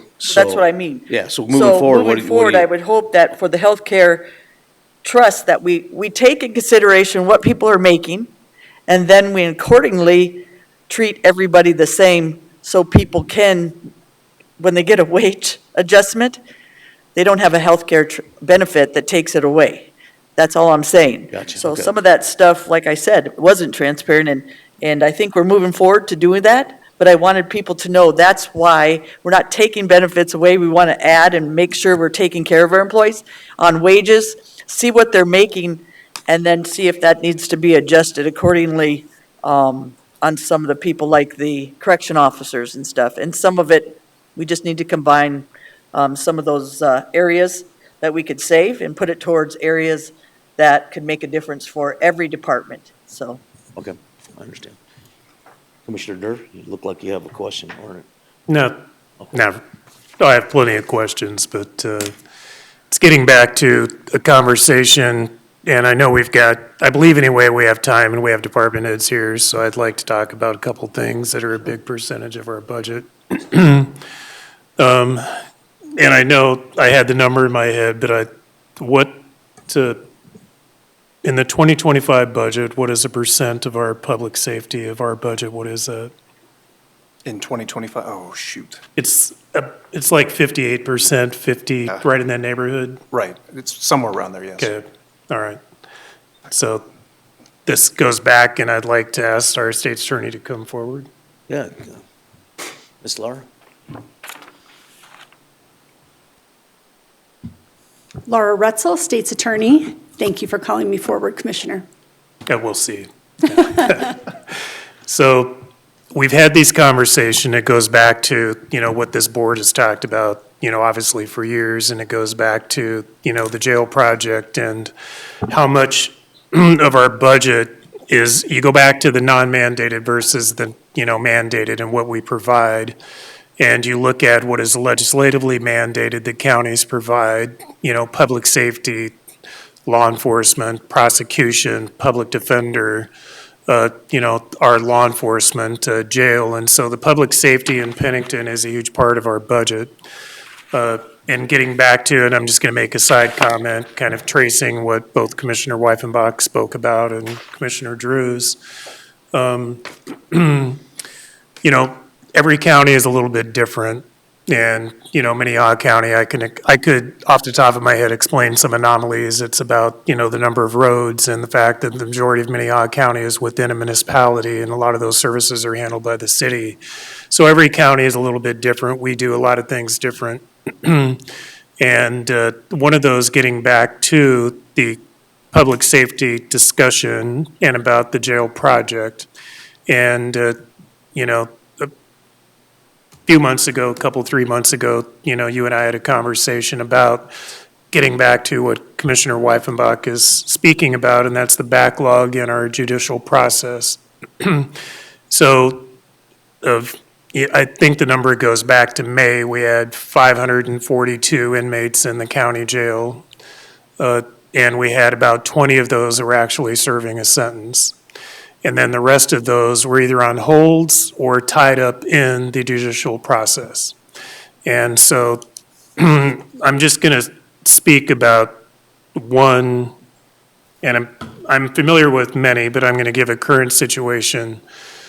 An individual that I'm working with, a veteran that's tied up in our judicial process, and he was arrested on June 27th. June 27th. And he had gone through and filed for a court-appointed attorney. And so I'm trying to help him get a court-appointed attorney. Paperwork got misplaced by the clerk's office, I believe, filled out the paperwork again to get court-appointed attorney. And then going through, and I have talked to Eric about this situation, but so we have an individual in the jail that's going through and, arrested on a charge, applied for public defense, and then setting that process up. It took quite a while just to get a court-appointed attorney assigned because the clerk's office processes the paperwork, sends it over, goes through this process. You get a court-appointed attorney assigned, but that's not going to be the one that he's actually going to be utilizing because we have to wait for the judge, because it's a felony case, so we have to wait for the clerk's office to assign a judge to the case, and then the public defender's office picks the attorney that works with that judge, and that's how that process goes. And so then once that is done, so this individual is on jail on bond, and then, obviously can't meet the bond requirements, but they're not going to be arraigned for getting a court date for 30 to 45 days. So then we're getting into this process, which I've witnessed about, we're housing people to get through the judicial process and get through that process. So I had conversations with your office, with Eric, with the sheriff, and with Liz Hassett, at the circuit court about what can we do? And I know there's a lot of things in place that we can do to mitigate the backflow and how we're doing that. And probably a couple weeks ago, you and I just met out here in passing, and I said, what if the county were to give your office, I'm just picking a number, and I said, if we were to give you, because you have FTEs on here that you're asking for attorneys and staff, and I said, okay, so if we're looking at a $135 million jail project, and we're looking at adding bed space and doing those things, getting back to the point and having these public meetings that we're having right now with law enforcement, and you've been to those, so I appreciate, you going forward to have those discussions with our constituents and the public. And having a talk about what is a major driving factor in the increase in the county budget is under the public safety. And you look at the history of what we have, just for court-appointed attorney. And then, we had a presentation from Liz Hassett and the presiding judge about, those costs going up every year. And I think some of those years we've had to supplement that because we have exceeded, what we had budgeted. So the whole conversation goes back to, we could build, let's just say we build 1,000 beds, but we can fix the judicial process to where we can adjudicate these cases quicker. And instead of having multiple status hearings and some of those things. And so my comment to you was, if the county were to give the state's attorney $5 million more to help alleviate and prosecute and not have such a high caseload, then do we need to build a housing facility for inmates at a certain bed level or whatever that number is? And then we fix this judicial thing, or we at least start to work on it. Do we need a bed count to this level based on what the projections are? And so I know it's a lot, but we have had these conversations, and that's what I would like to see in this budget process come forward to the commission, is getting everybody that's tied into this judicial project. So since it's such a big player in our budget, and let's talk about things that we think we could work on, things we know we could work on. And I know you've got a handle on this, and so that's why I've asked you to comment. Is that all right? Yeah, perfect. Mr. Chair. It segues into everything we're talking about, so thank you. Thank you. This is my favorite topic to talk about, so stop me. When we just look at the jail population, the state's attorney's impact on the jail is paramount. And so I'll just kind of start talking about categories of people. There are a category of people that just need to be in jail pre-trial because they're dangerous, right? So take that percentage out. The population that we could really make a positive impact on are two, in my mind. One is the low bond, non-compliant, not coming back to court population. So those people might have a $100 cash bond. It's a small amount of money, but they can't make that amount of money. So they stay in jail. Or we have the bounce back situations too, where we give someone a personal recognizance bond, they bond out, but then they don't come to court. So they get picked up on the warrant, that impacts your law enforcement community, locating him and arresting him, bringing him back into jail.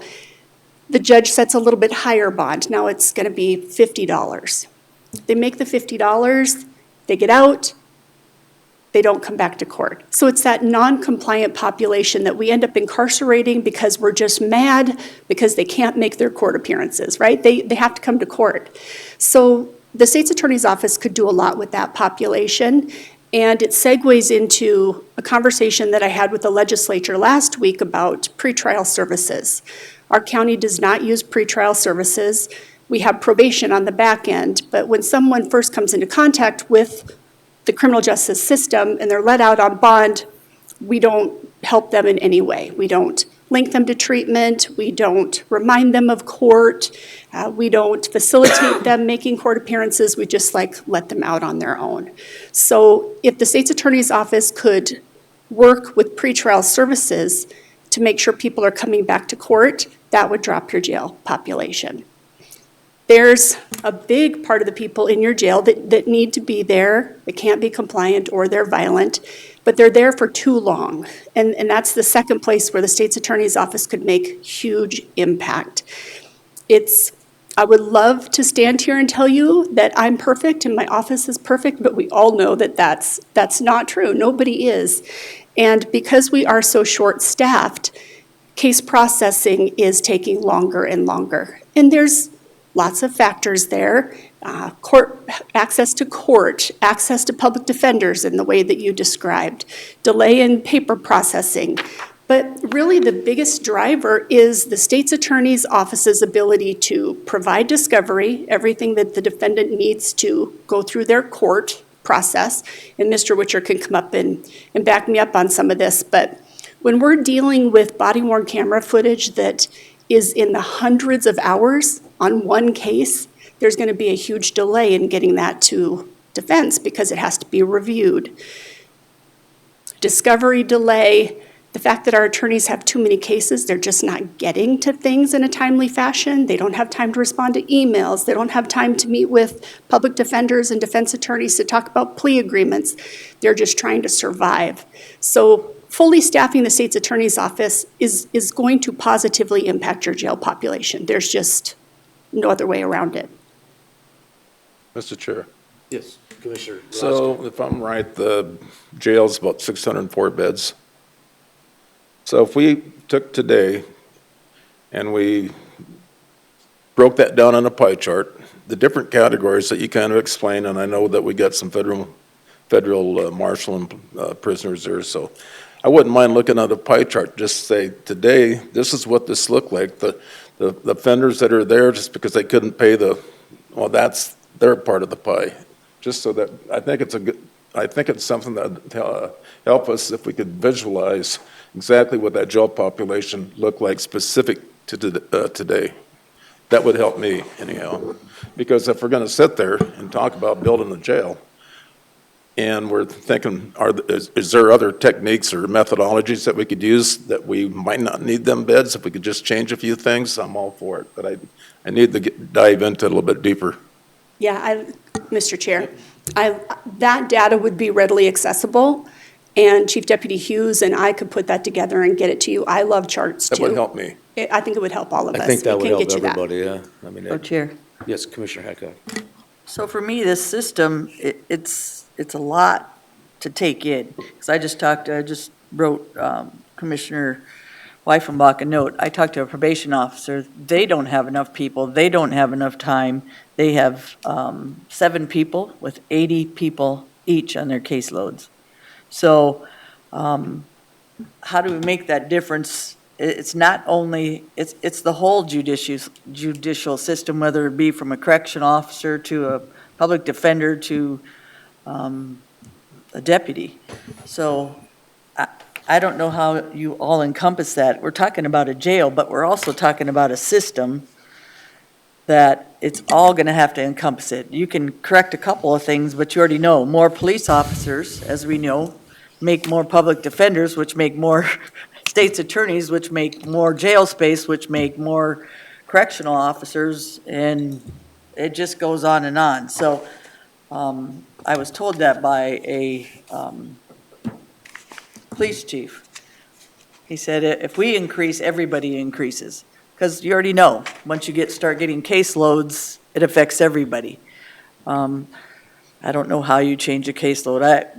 I don't know the system that well, except for listening to other people that work in that system, like you and probation officers or marshals, it goes all the way up to the federal level for everything, and prisons. And so, Jerry, kudos to you to work with the state's attorney's office and the judicial system, but that's a hard find, because once you might correct a couple, you have to do the whole system in order to make that difference. So if there's anything that we can help with as commissioners, I'm on board with that. That's just a given, so. Mr. Chair, may Yes. I respond to Commissioner Hadcock? Yeah, absolutely, good. You brought up a good point, and that's probation. And I want to give you an example of how a properly funded state's attorney's office can help even probation. I believe there are people on probation that don't need probation. We just don't know what else to do with them. Right. So we put them on probation. And they don't necessarily need the supervision that provides. So if you had a properly funded state's attorney's office, we could do better assessment of each individual that comes into contact with our office to decide, can this person be, we're talking about felons. The only people on probation are felons and some simple assault domestic violence offenders in Pennington County, misdemeanor offenses, just a few, like 60, I think, total. If we could if we had the time to sit and look at a file and say, all right, Jim has come into the system, what is his situation, talk to his lawyer, could this be a diversion case? And then nobody's impacted. There's no court impacted, there's no jail impacted, there's no probation impacted. We just handled it at the state's attorney's office. Or, okay, this person needs a felony conviction, but they don't need probation. Let's put them with Ignite and have them do 60 days jail, but with meaningful incarceration to link back into treatment and employment. So the problem is we don't even have time to think through what's available. Here's another example. So someone's already on probation and they pick up a new crime. My office, we don't have time to think, so we just charge it, right? So now we have a probation violation and we have a new felony charge. If we could just have the time to call probation, get a conference call, including the defense attorney, and talk through, look, what is this person, what do they need? They've been on probation, you know this person, what do they need? Do they need this other conviction to accomplish the goals that you know you're working towards on probation? Maybe not. If we can dismiss that case, or better yet, never charge it, they never come to court, they never impact the jail, and we've got the proper resolution for that person through better communication. But when you have a state's attorney's office that is just, they can't answer emails, they can't answer phone calls, they're just grinding, trying to do their trial work, we are negatively impacting the system because we can't do that. We can't meet people's needs because we don't have the time to really dig into what they are. And We're that's- just treating people as categories of crime. And that's the same with probation, just from, we have cameras, so we take a lot of probation people for that reason. Yeah, when you say we, who are you talking about? Me and my husband at our motels, so, and our managers. So we get to see how the system works straightforward. I mean, we have them on our phones, the cameras and stuff, so it's been good for me, an eye-opener for a lot of things that police officers, deputies, marshals, people, probation officers go through. In fact, we've made a lot of friends that way. But it seems like the system is broken because it just keeps repeating. Whether they're felons or not, some last a little while with us and most don't last as long just for that reason because we see what they're doing. So unfortunately, when they're on probation, most of them should be on probation that I've seen. I haven't seen any yet that should be off probation. How about that? Just from the areas that I have watched. And then it's just crazy to me to watch people that are on probation and what they do, and they don't think anybody cares or anybody's watching. And that's hard for a probation officer or the warrant people that have to keep picking the people up and going, okay, I just picked that guy up, and the warrants people are like, why do we even pick him up? We're just letting him out again. So that's why I'm saying with the system, it's crazy, and I understand what you're saying, but every system from the probation officer to the correction officer, everybody always needs more. And I don't know how you make that difference. Like I was talking about Jerry, with the system, he was what'd you do, Jerry? He was in law enforcement. So if you talk to each agency, they're in the same boat you are. I just don't know how to correct it, and I've been here a long time, and I just keep seeing the same thing over, more and more and more, and the system is just getting bigger. So is that a good thing or a bad thing, or how do we reduce it? I know some of the drug of choice is usually reducing some of our stuff, depending on what that drug of choice, that's usually the biggest issue that impacts our jails, is the drug of choice 5 years, 10 years, or last 20. So that's the most thing I've seen affect people's lives is a certain drug. So. Mr. Chair. Thank you. No, Commissioner Drews. Laura, I don't have a question. I just want to thank you for your comments and your testimony the other day before the tax task force relative to potential adult diversion. I thought it was well-received by them, and hopefully as they think more about it, of what you had to say, this may become a major subject for them too. So, thank you. Yes, thank Thank you. you. And I- Mr. Witcher helped with that as well. Yeah, I'm sure that he can, and I don't want to speak for Eric or information that he's told us about certain things, Eric. I mean, ingestion is something we talked about. It's a crime for people to take drugs, which, then that lends them up in the system, and it bogs down the system.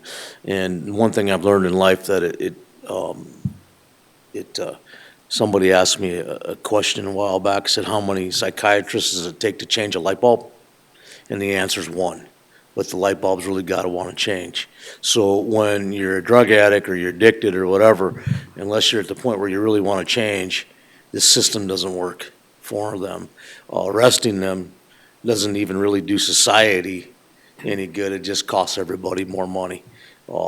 So I think going forward with the charts that you're going to provide us and stuff like that, and we're going to have some conversations, because if we build a new jail, I mean, they will come, there's no doubt about it. We can build the jail as big as Rapid City, and we'll have more cops and more sheriffs, and we'll arrest more people, and whatever the case may be. But in the end, is that the road we want to take? I don't think that is. I don't think it's great for the taxpayers. I don't think it's great for the citizens, and it's not great for the people that are addicted to drugs for whatever reason they may have. I'm not that judge. But appreciate your time, obviously the time that you spent on the task force. If you could get us that information to help us digest how we go forward, it's going to be very valuable. I'm sure Eric has had some input into some of it, and how we, hopefully we're going to gather some momentum with the state legislator, because they're the ones, they got their tax force going, whatever. It seems to me that they spend and do nothing, but because they're still gonna, if you're gonna make laws that are gonna put people in jail, it's gonna cost money, and then you're gonna have to raise revenue to do that. So hopefully we can bridge some of those gaps moving forward. Maybe it's a road that we haven't taken before, but it's a road I'm willing to go down to see what could happen, so. Mr. Appreciate Chair. that. Any more questions or comments to Laura? So Laura, it's been 6 months, a year. Your position, you're going to be tough on crime. Petty crime, because if you're going to commit a crime, by golly, you're going to pay for it. So I'm assuming that with that philosophy, that would have probably sent a few folks to jail. I mean, maybe not long-term, but at least if they're, so is that a category, or is that something that just kind of faded away? Yes, so I think my prosecutorial philosophy, the main impact it's had on the jail has been with those retail theft offenders. And when you look at the statistics that I provided in my presentation previously, our misdemeanor numbers are where we've seen the most significant increase. So statewide, in Minnehaha County, their prosecutors have 400 misdemeanor cases. Mine have over 1,000 misdemeanor cases. And it's because of that philosophy that we're going to prosecute every retail theft. Well, the reason that links to incarceration is there is a percentage of our population that thinks that they can just continue to steal. And we elevate the penalty for those people in local jail. Those people can't go to prison. They're stealing. It's a petty theft. It's a misdemeanor. They can't go to prison. The only recourse is to put them in our jail, and in my opinion, to keep adding a little bit more time each time they offend, because I think everybody has a breaking point. I might do 10 days for stealing a bottle of vodka, but I'm not willing to do 30 days for stealing a bottle of vodka, and then we'll have a deterrent bounce back effect.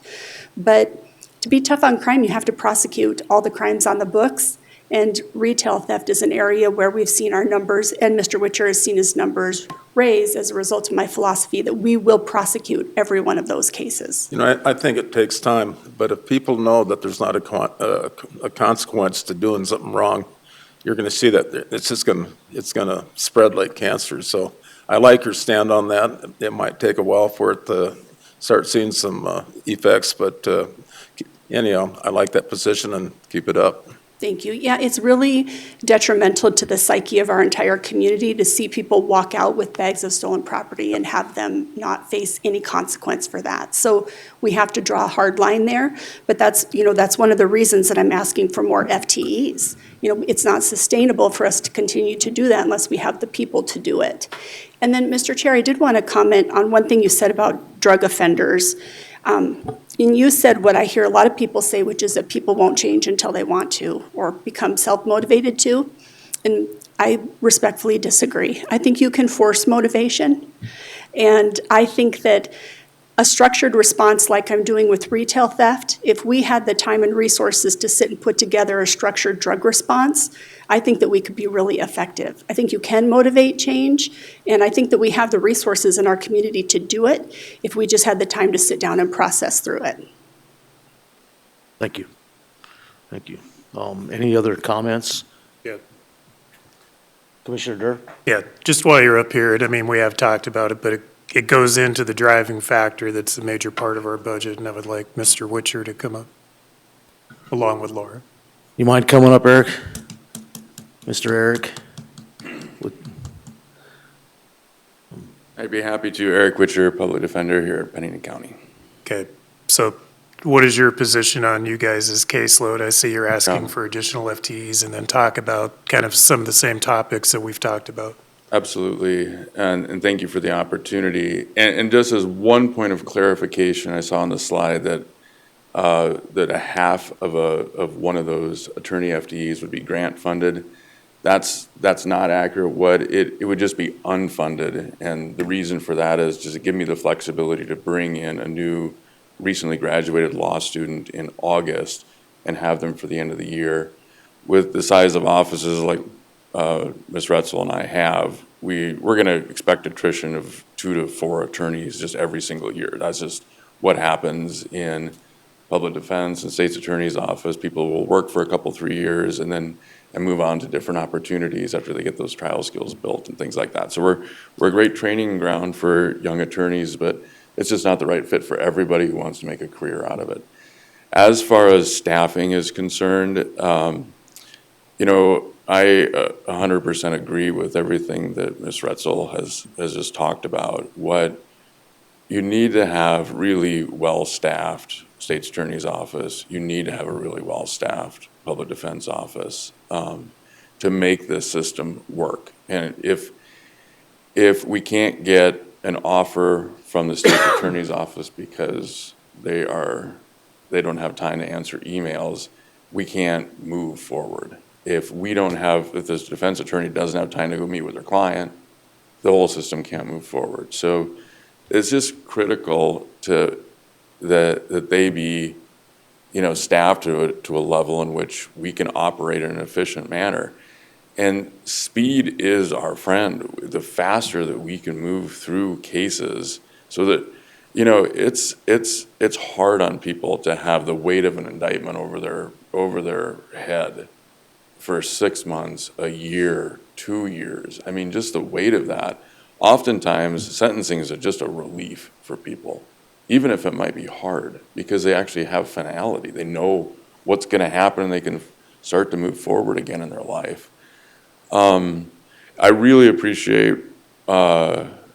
Retzel's comments at our meeting last week about adult diversion as well. I echo those comments. Every once in a while, when we talk about issues, every once in a while it cuts through.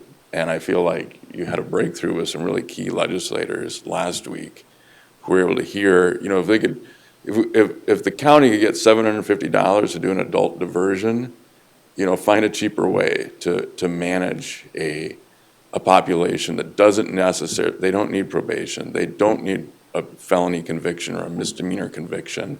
They really don't. They just need, I messed up, I'll take accountability, move forward with your life, and they can have lifelong impacts on housing and employment and professional licensing and all the things that can then make them a really valuable and let them achieve the highest level they're able to achieve within our community as a citizen. That's what we all want, is for all people to be able to do that. So, looking at the jail, as a taxpayer, not just as a public defender, as a taxpayer, it just aggravates me, the people that we house in our jail. It just does. You know, if people are sitting there on $25 or $50 or $100, and I know you gotta shut down an entire pod before you start to see real, savings, because then you don't have to staff that with a correction officer and things like that. So it's not every single day is $90, right? But if you could shut down one or two or three, pods, then you can have real savings. And part of this is speed, that we can move faster. Part of it, been to lots of national conferences and lots of criminal justice areas. And one of the things that was sort of one of those aha moments that I had is people who understand pretrial well talk about there's a real difference between failure to appear to court and flight from prosecution. Those are two very important differences, and we kind of think about a flight risk, and we say that every day in court, I think they're going to be a flight risk. Judge, I don't think they're going to be a flight risk. Well, what a flight risk is they're going to try to evade prosecution. They are a flight risk.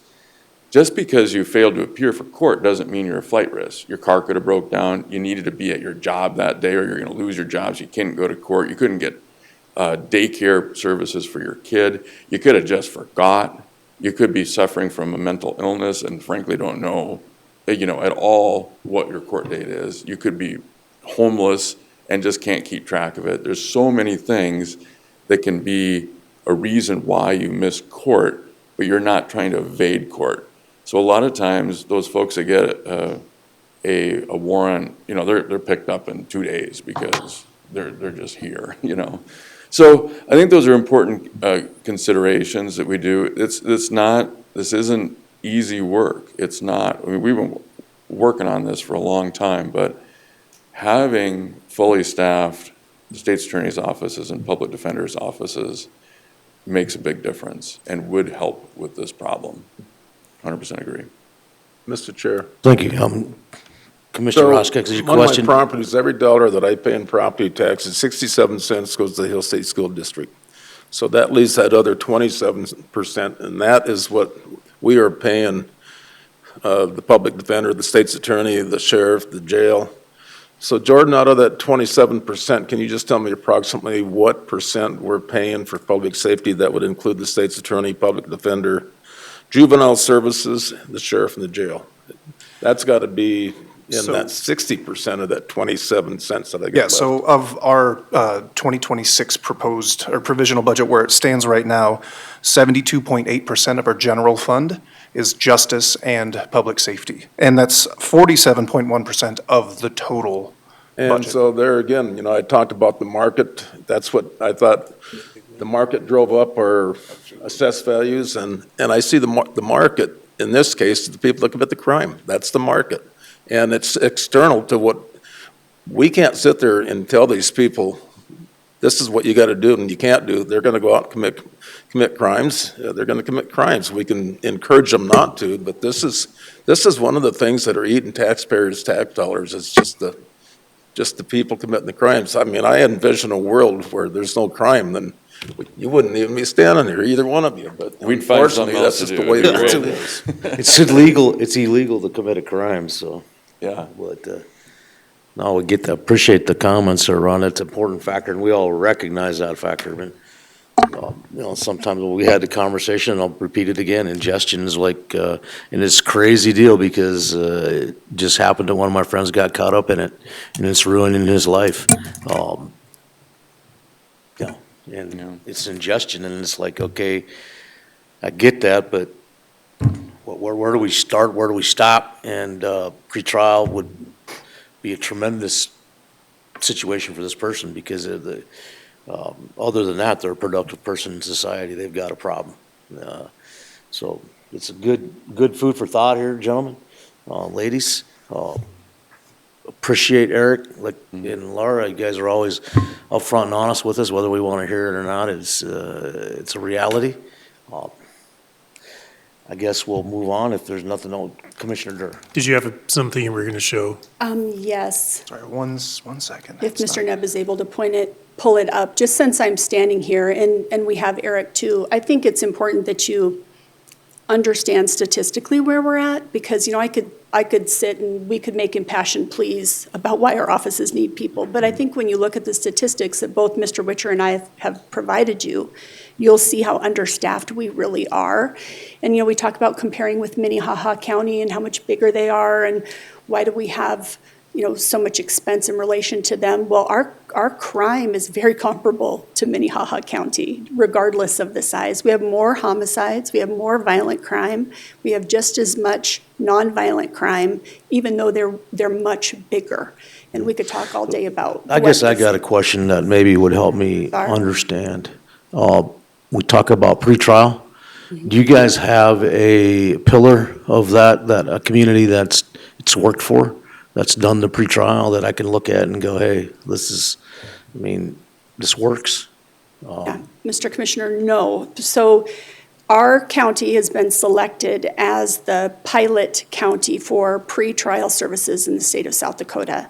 And that was part of my legislative ask last week, and Mr. Witcher's as well, which is if the legislature could give us some money to fund that with 2 caseworkers that would be in the unified judicial system pocket, not in either of our offices, you know, and then we would work with them, we could help that population. That's something we've never even tried before. Okay. It would be something that would be brand new. Both Mr. Witcher and I have been in meetings and on-site visits to see other pretrial services across the country and to see how it might best work here. So that's something new. What was their response? I think Gary said they looked at it real well, or they were well proposed to hearing what you had to say. I think that it was really well received, to think that we could seriously impact jail and prison population with just 2 employees.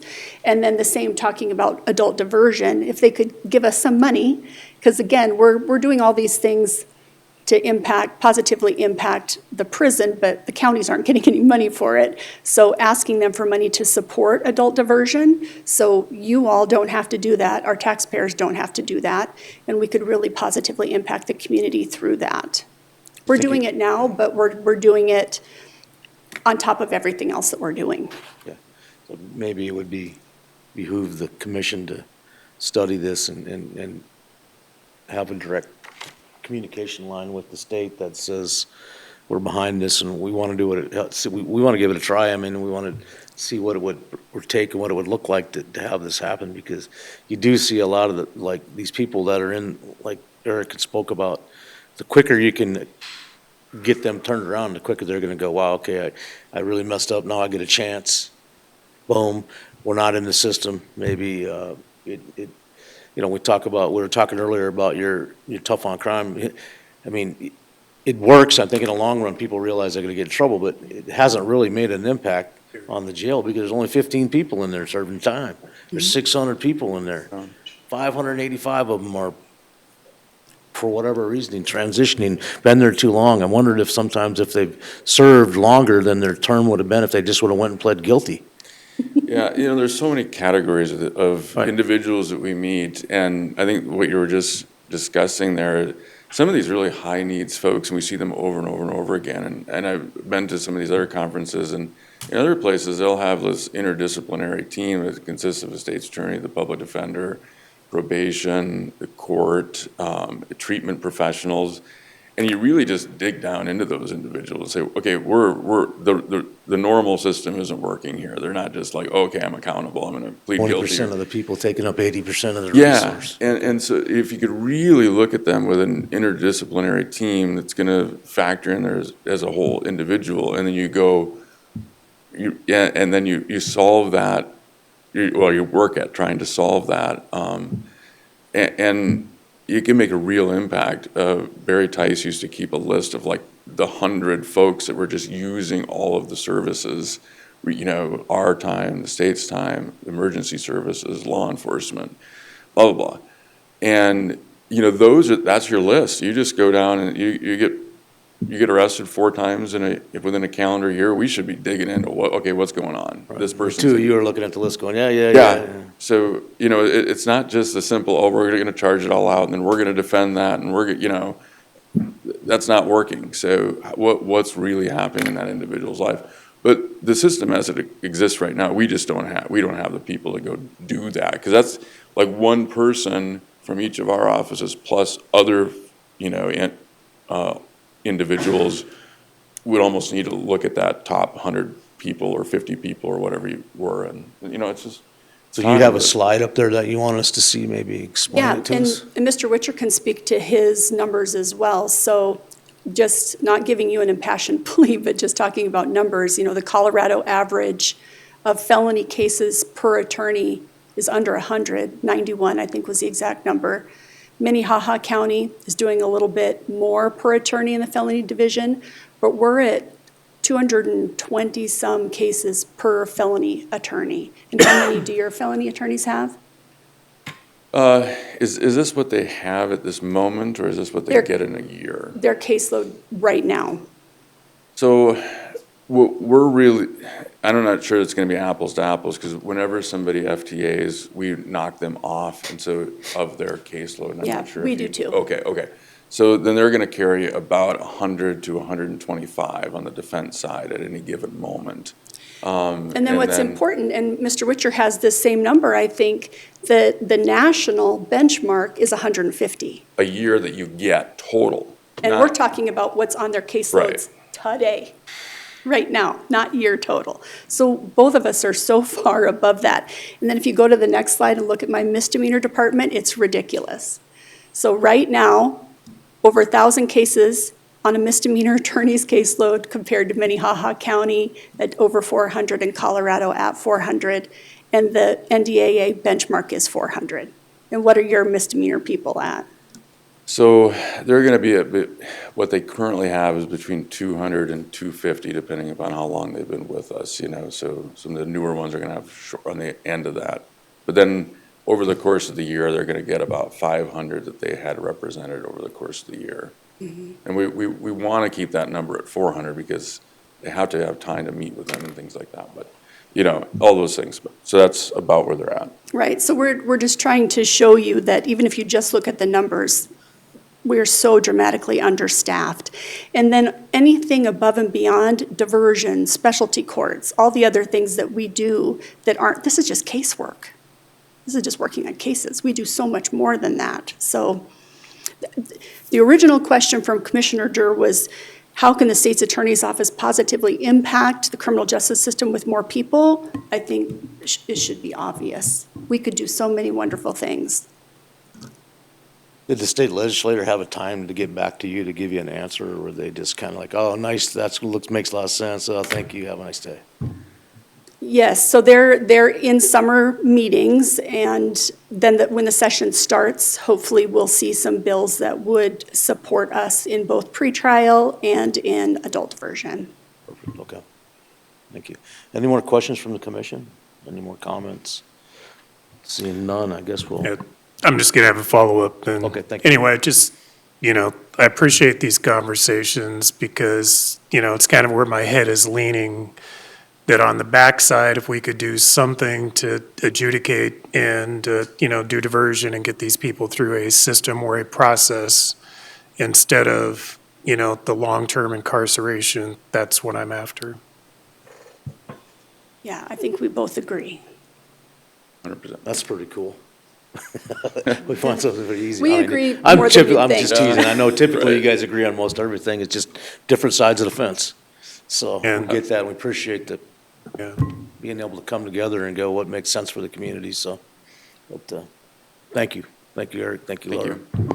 Decisions today, or we're just? No, we're not really making a Kind of decision. listening. I've got one more candidate to call forward for an interview. Who? That would be Chief Deputy Mark Hughes. We need to talk to Mark. Yeah. And your boss told me to go easy on you. I think that anything's off the table. I mean, anything's on the table, I should say. All right. Chief Deputy Mark Hughes, Sheriff's Office. Good. So I know in the last week or two, I had a meeting with Brian the other day. We went through with your staff talking about, getting down to the personnel and some of the numbers, and trying to make sure that between the departments and Jordan and Ken's numbers, Ken, or I can't call him Ken, that, we're getting down to kind of get those locked in. But in addition, Commissioner Weifenbach spoke a little bit about it, but I do know it's not reflected in these current budget numbers that we have, correct? Correct. Okay. It is not. That within the last week, I believe that you guys, in the last few days anyway, have made some adjustments to your budgets related to the Ignite program and the CARE campus. That's correct. Okay, could you speak to that? We have moved I believe it was 4, they're called ISOs, from the CARE campus over to vacant positions in correctional officer openings. They'll free up 4 FTEs over at the CARE campus, and then we'll just plug them in over at the jail. For the Ignite program, we initially wanted to house up to, I believe it was 19 over at the building across the street and have our work program based out of there. And we had some difficulty hiring those people, so we kind of disbanded that, and we're going to continue to run that out of cell block. I believe it's 2 right now out of the jail, so.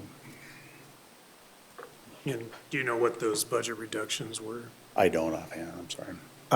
Kenna ran that just yesterday, and it looks like the total decrease would be about $212,000 to the overall budget, but certain individual line items are going to go up, others are going to go down.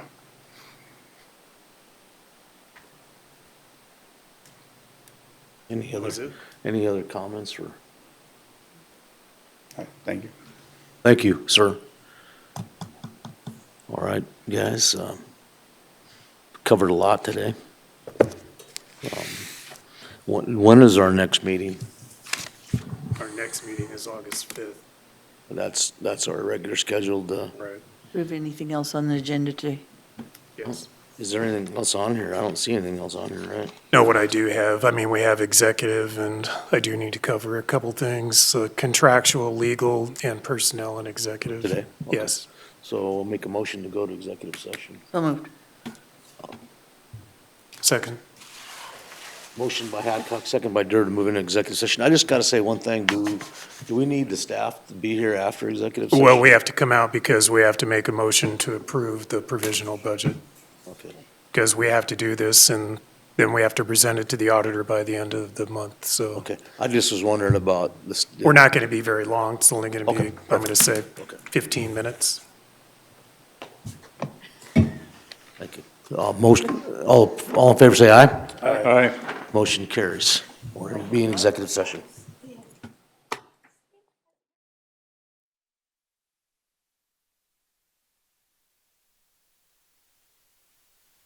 Yeah, make a motion to come out of executive session. Second.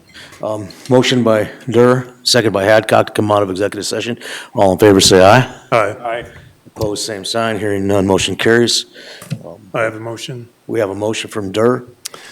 I have a motion to go to outside legal counsel for contractual matter, and that will be with Gunderson Palmer. And I have had a discussion with the state's attorney's office. This motion is supported. Second. A motion from Durr, and second by Hadcock. All in favor, say aye. Aye. Motion carries. So, We did. we're done, that's it, right? No, we're not Nope. done. Oh, we're not done, okay. We have to Oh, we have pass to- a provisional budget. Okay, so we gotta pass a provisional budget so we can start on. Jordan, you want to throw up your overall sheet that, Yes, yep.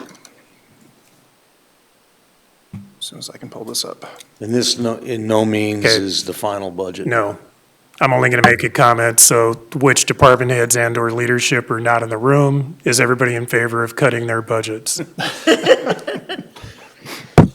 least 30%. Just kidding. That leaves us to have to do that then. So, All right. okay, we have a motion, or we're waiting for, Yeah, he needs to go through some of the financials with Okay. us.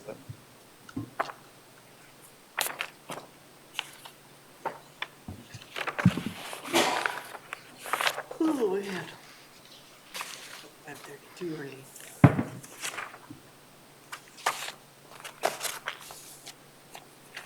Well, while it's loading, I'll explain just a little bit of what we're going to be looking at here then. Per my memo that I went through this morning, we would be holding the expenditures to the initial requests as presented by department heads, because that's what I've factored into these figures that you can approve today. So it is going to be possibly slightly conflated if we end up going through revising personnel counts and stuff like that, or once you start making cuts, you may have, it's going to be hopefully a good amount to start from that you could reduce instead of having to necessarily add. And then the revenues, I did tweak them down to anticipate less revenues and not to take the growth and the CPI for property taxes. If you would like to add those back in, let me know and I can recalculate those real quick and get you that bottom number as to what we need to do for our total appropriations. As we have posted here on our agenda, the total appropriation number that you would be approving here is at the bottom.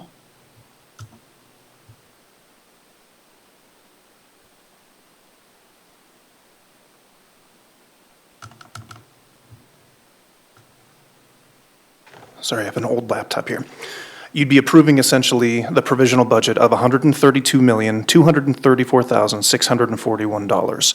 And that would include the 5% mandatory SDCL appropriation added into it.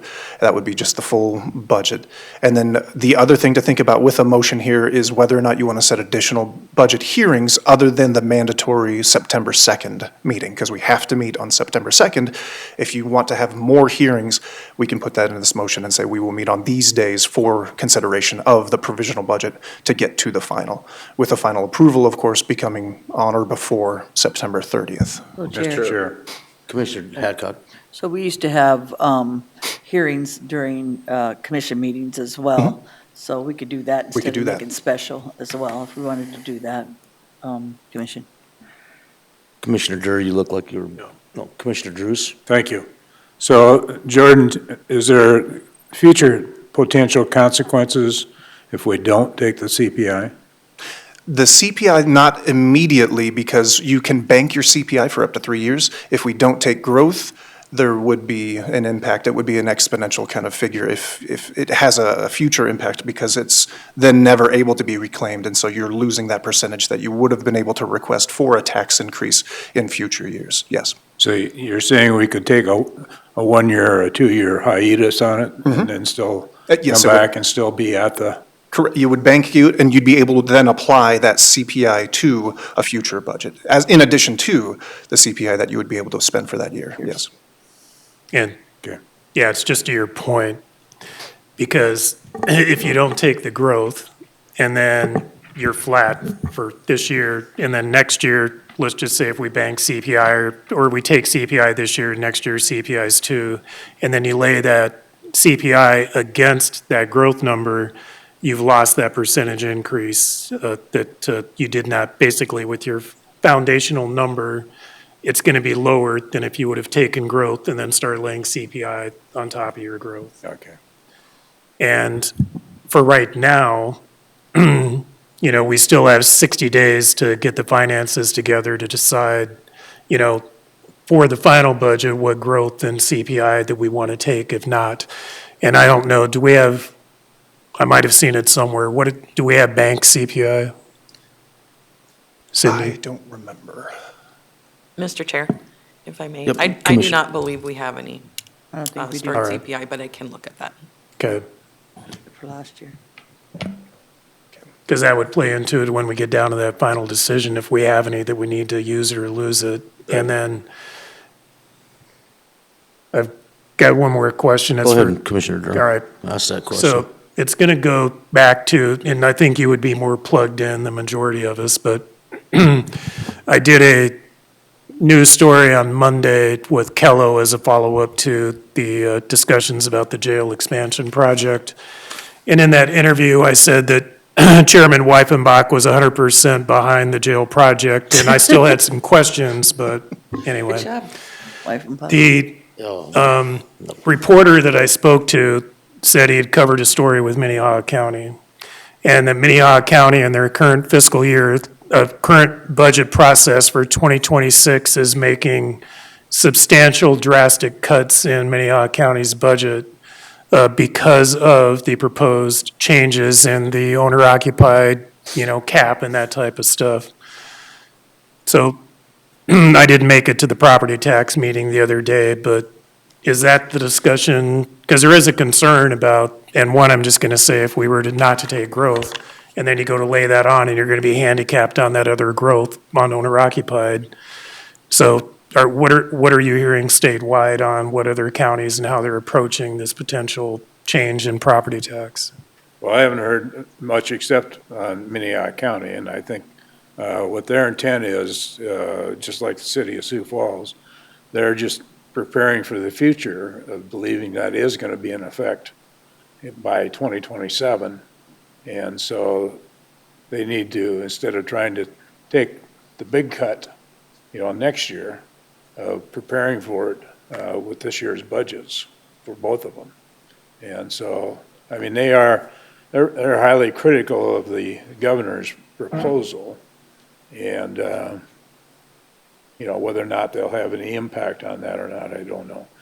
And quite frankly, I don't know if the tax task force, that committee, is going to really end up with any recommendation. I think individual legislators from that task force may end up with legislation that they will be sponsoring that could have an impact, but I don't know if the committee itself is really going to get things honed down to the point of they're going to have a firm recommendation. And the governor has essentially said, if they try to make changes to my suggestion, I'll just introduce it essentially on my own. So, Chair, Commissioner Hadcock. I agree with what Jordan said, but I'd also, Jordan, for that motion, look into what if for the next, on the growth and how that affects if we don't take it in case they change property tax. Of course. You already know for the future, but I'll make the motion on the 132. What was the rest, Jordan? 132,234,641. And then did you want to designate the meetings in August as additional hearings for the budget? Yes, sir. As well as the September 2nd? Okay. Yes, sir. Mr. Chair. Not during the rally. Yeah, Mr. Chair. Yes, Just to Commissioner. point out that on August 5th, I think Commissioner Roskanact and I need to leave at noon. Okay, so no, we don't want to have any budget hearings on that date then? Okay, so 19th, though, is that an additional hearing date? Yes. Yeah, Okay. And to designate, and I'm looking forward to any That was the input motion. from We need the a department second. heads and elected officials. Pardon? Need a second. Oh, we need a second. We can stay here all day. Second. Okay, a motion by Hadcock, second by Durr to approve the conditional budget at the numbers that were recommended, so. What are the dates, hold Jordan? on, okay. Didn't All in- update. It's go ahead. motion to approve the 2026 provisional budget in the amount of $132,234,641 and to designate August 19th as an additional meeting for consideration of any and all budget items. We're already going to be meeting by statute on September 2nd, so those will be the ones. And then if we don't get it completed by September 2nd, you guys can go ahead and continue it to a future session in September. Okay. But Cindy, I think it's December we have to have the budget approved? She just shook her head at you. So there was a motion in a second. You have a motion and a second, all in favor, say aye. Aye.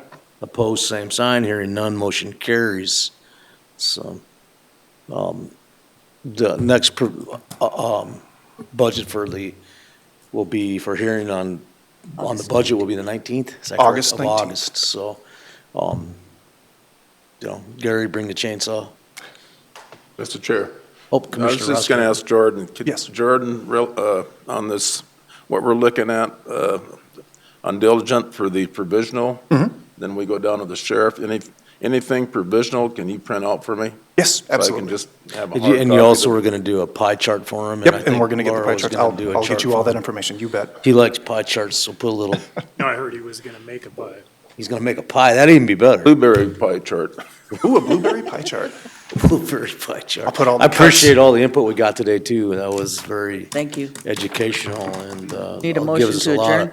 a lot of food for thought, but I like having the input from the people that are doing the jobs, so, if any of the people out there listening wanna call me, That'd be perfect. Okay. Do we need a motion to adjourn? So move. Second. I have a motion from Durr, second by Hadcock to adjourn. All in favor, say aye. Aye. Motion carries. We are adjourned, so Ms. Hadcock, you can't say no more.